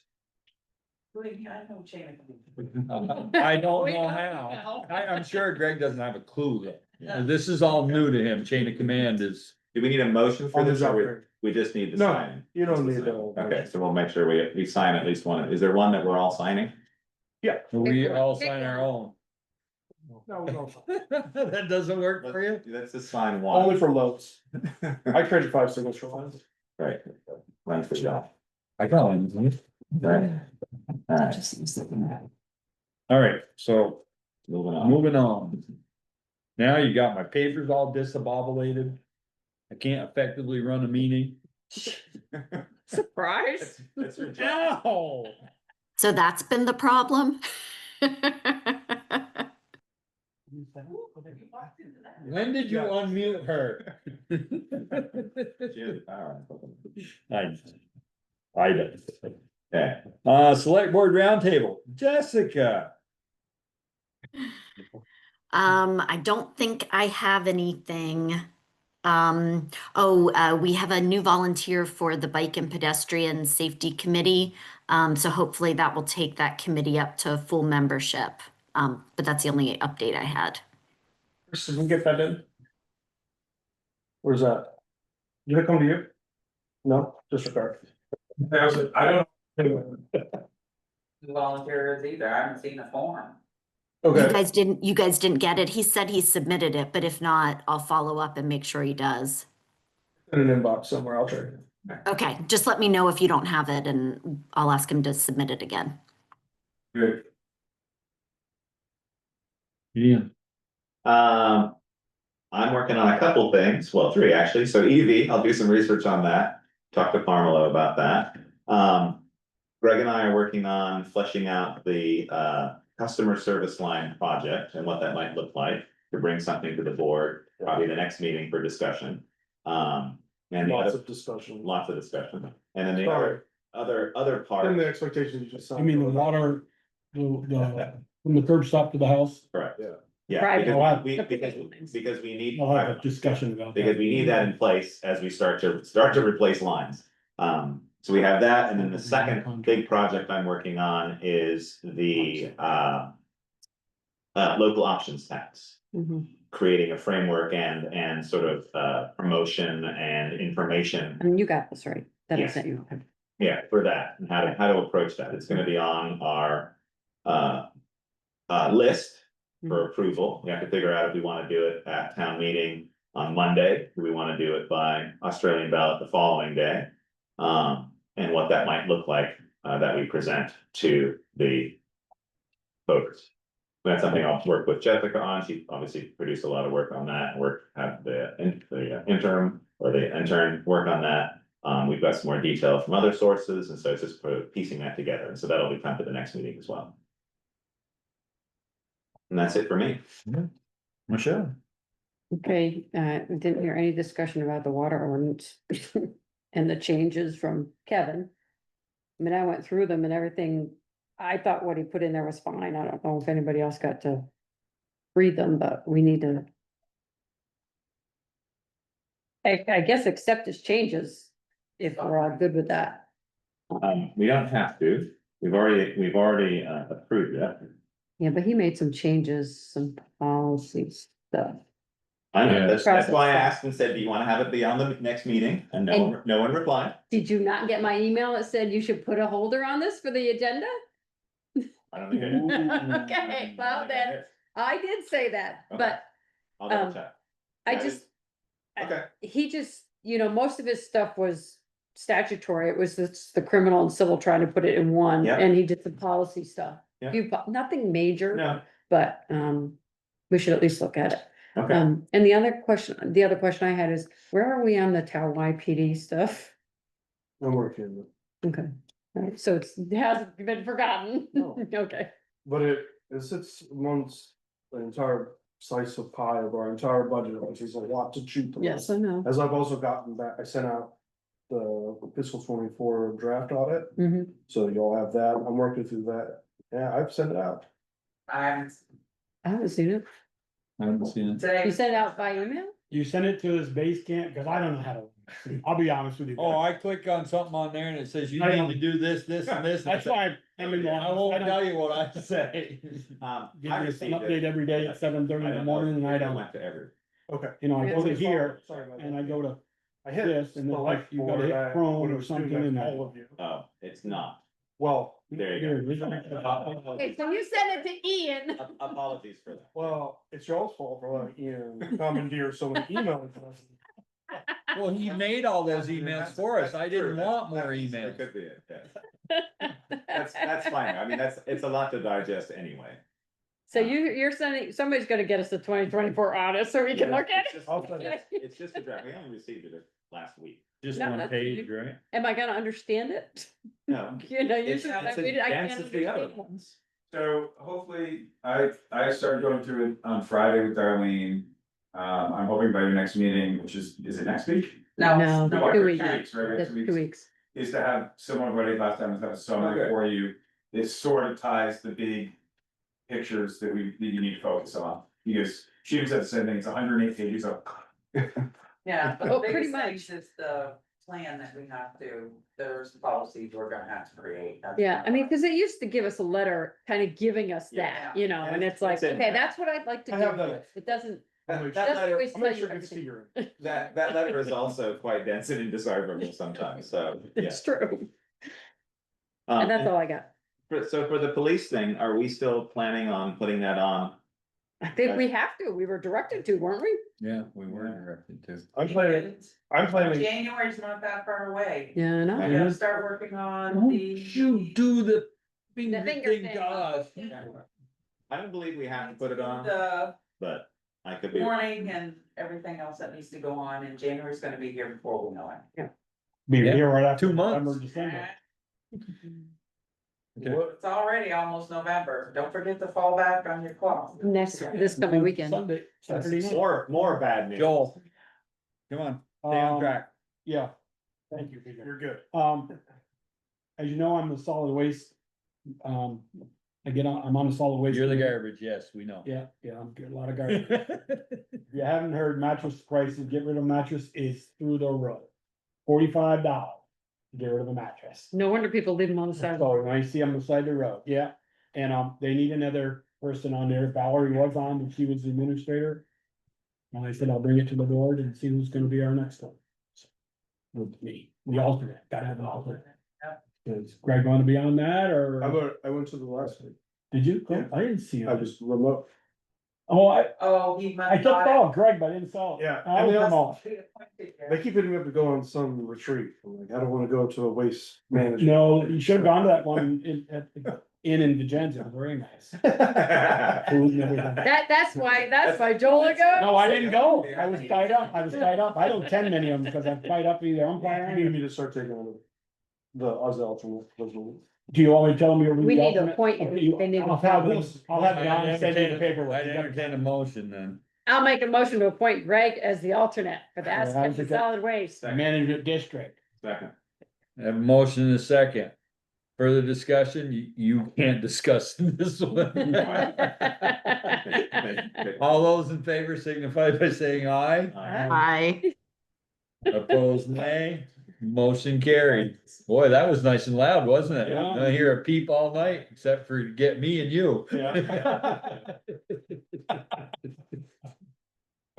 Anything else, Joel? No, that's it. Alright, I have not talked to Steve Palmer yet, but I did speak with Lathrop's and they are open to, letting us. Having a discussion with whoever bids about storing, pipe and materials. For the west. Yeah, Mhm. we also have the option of, Bristol Works and Stony Hill Properties.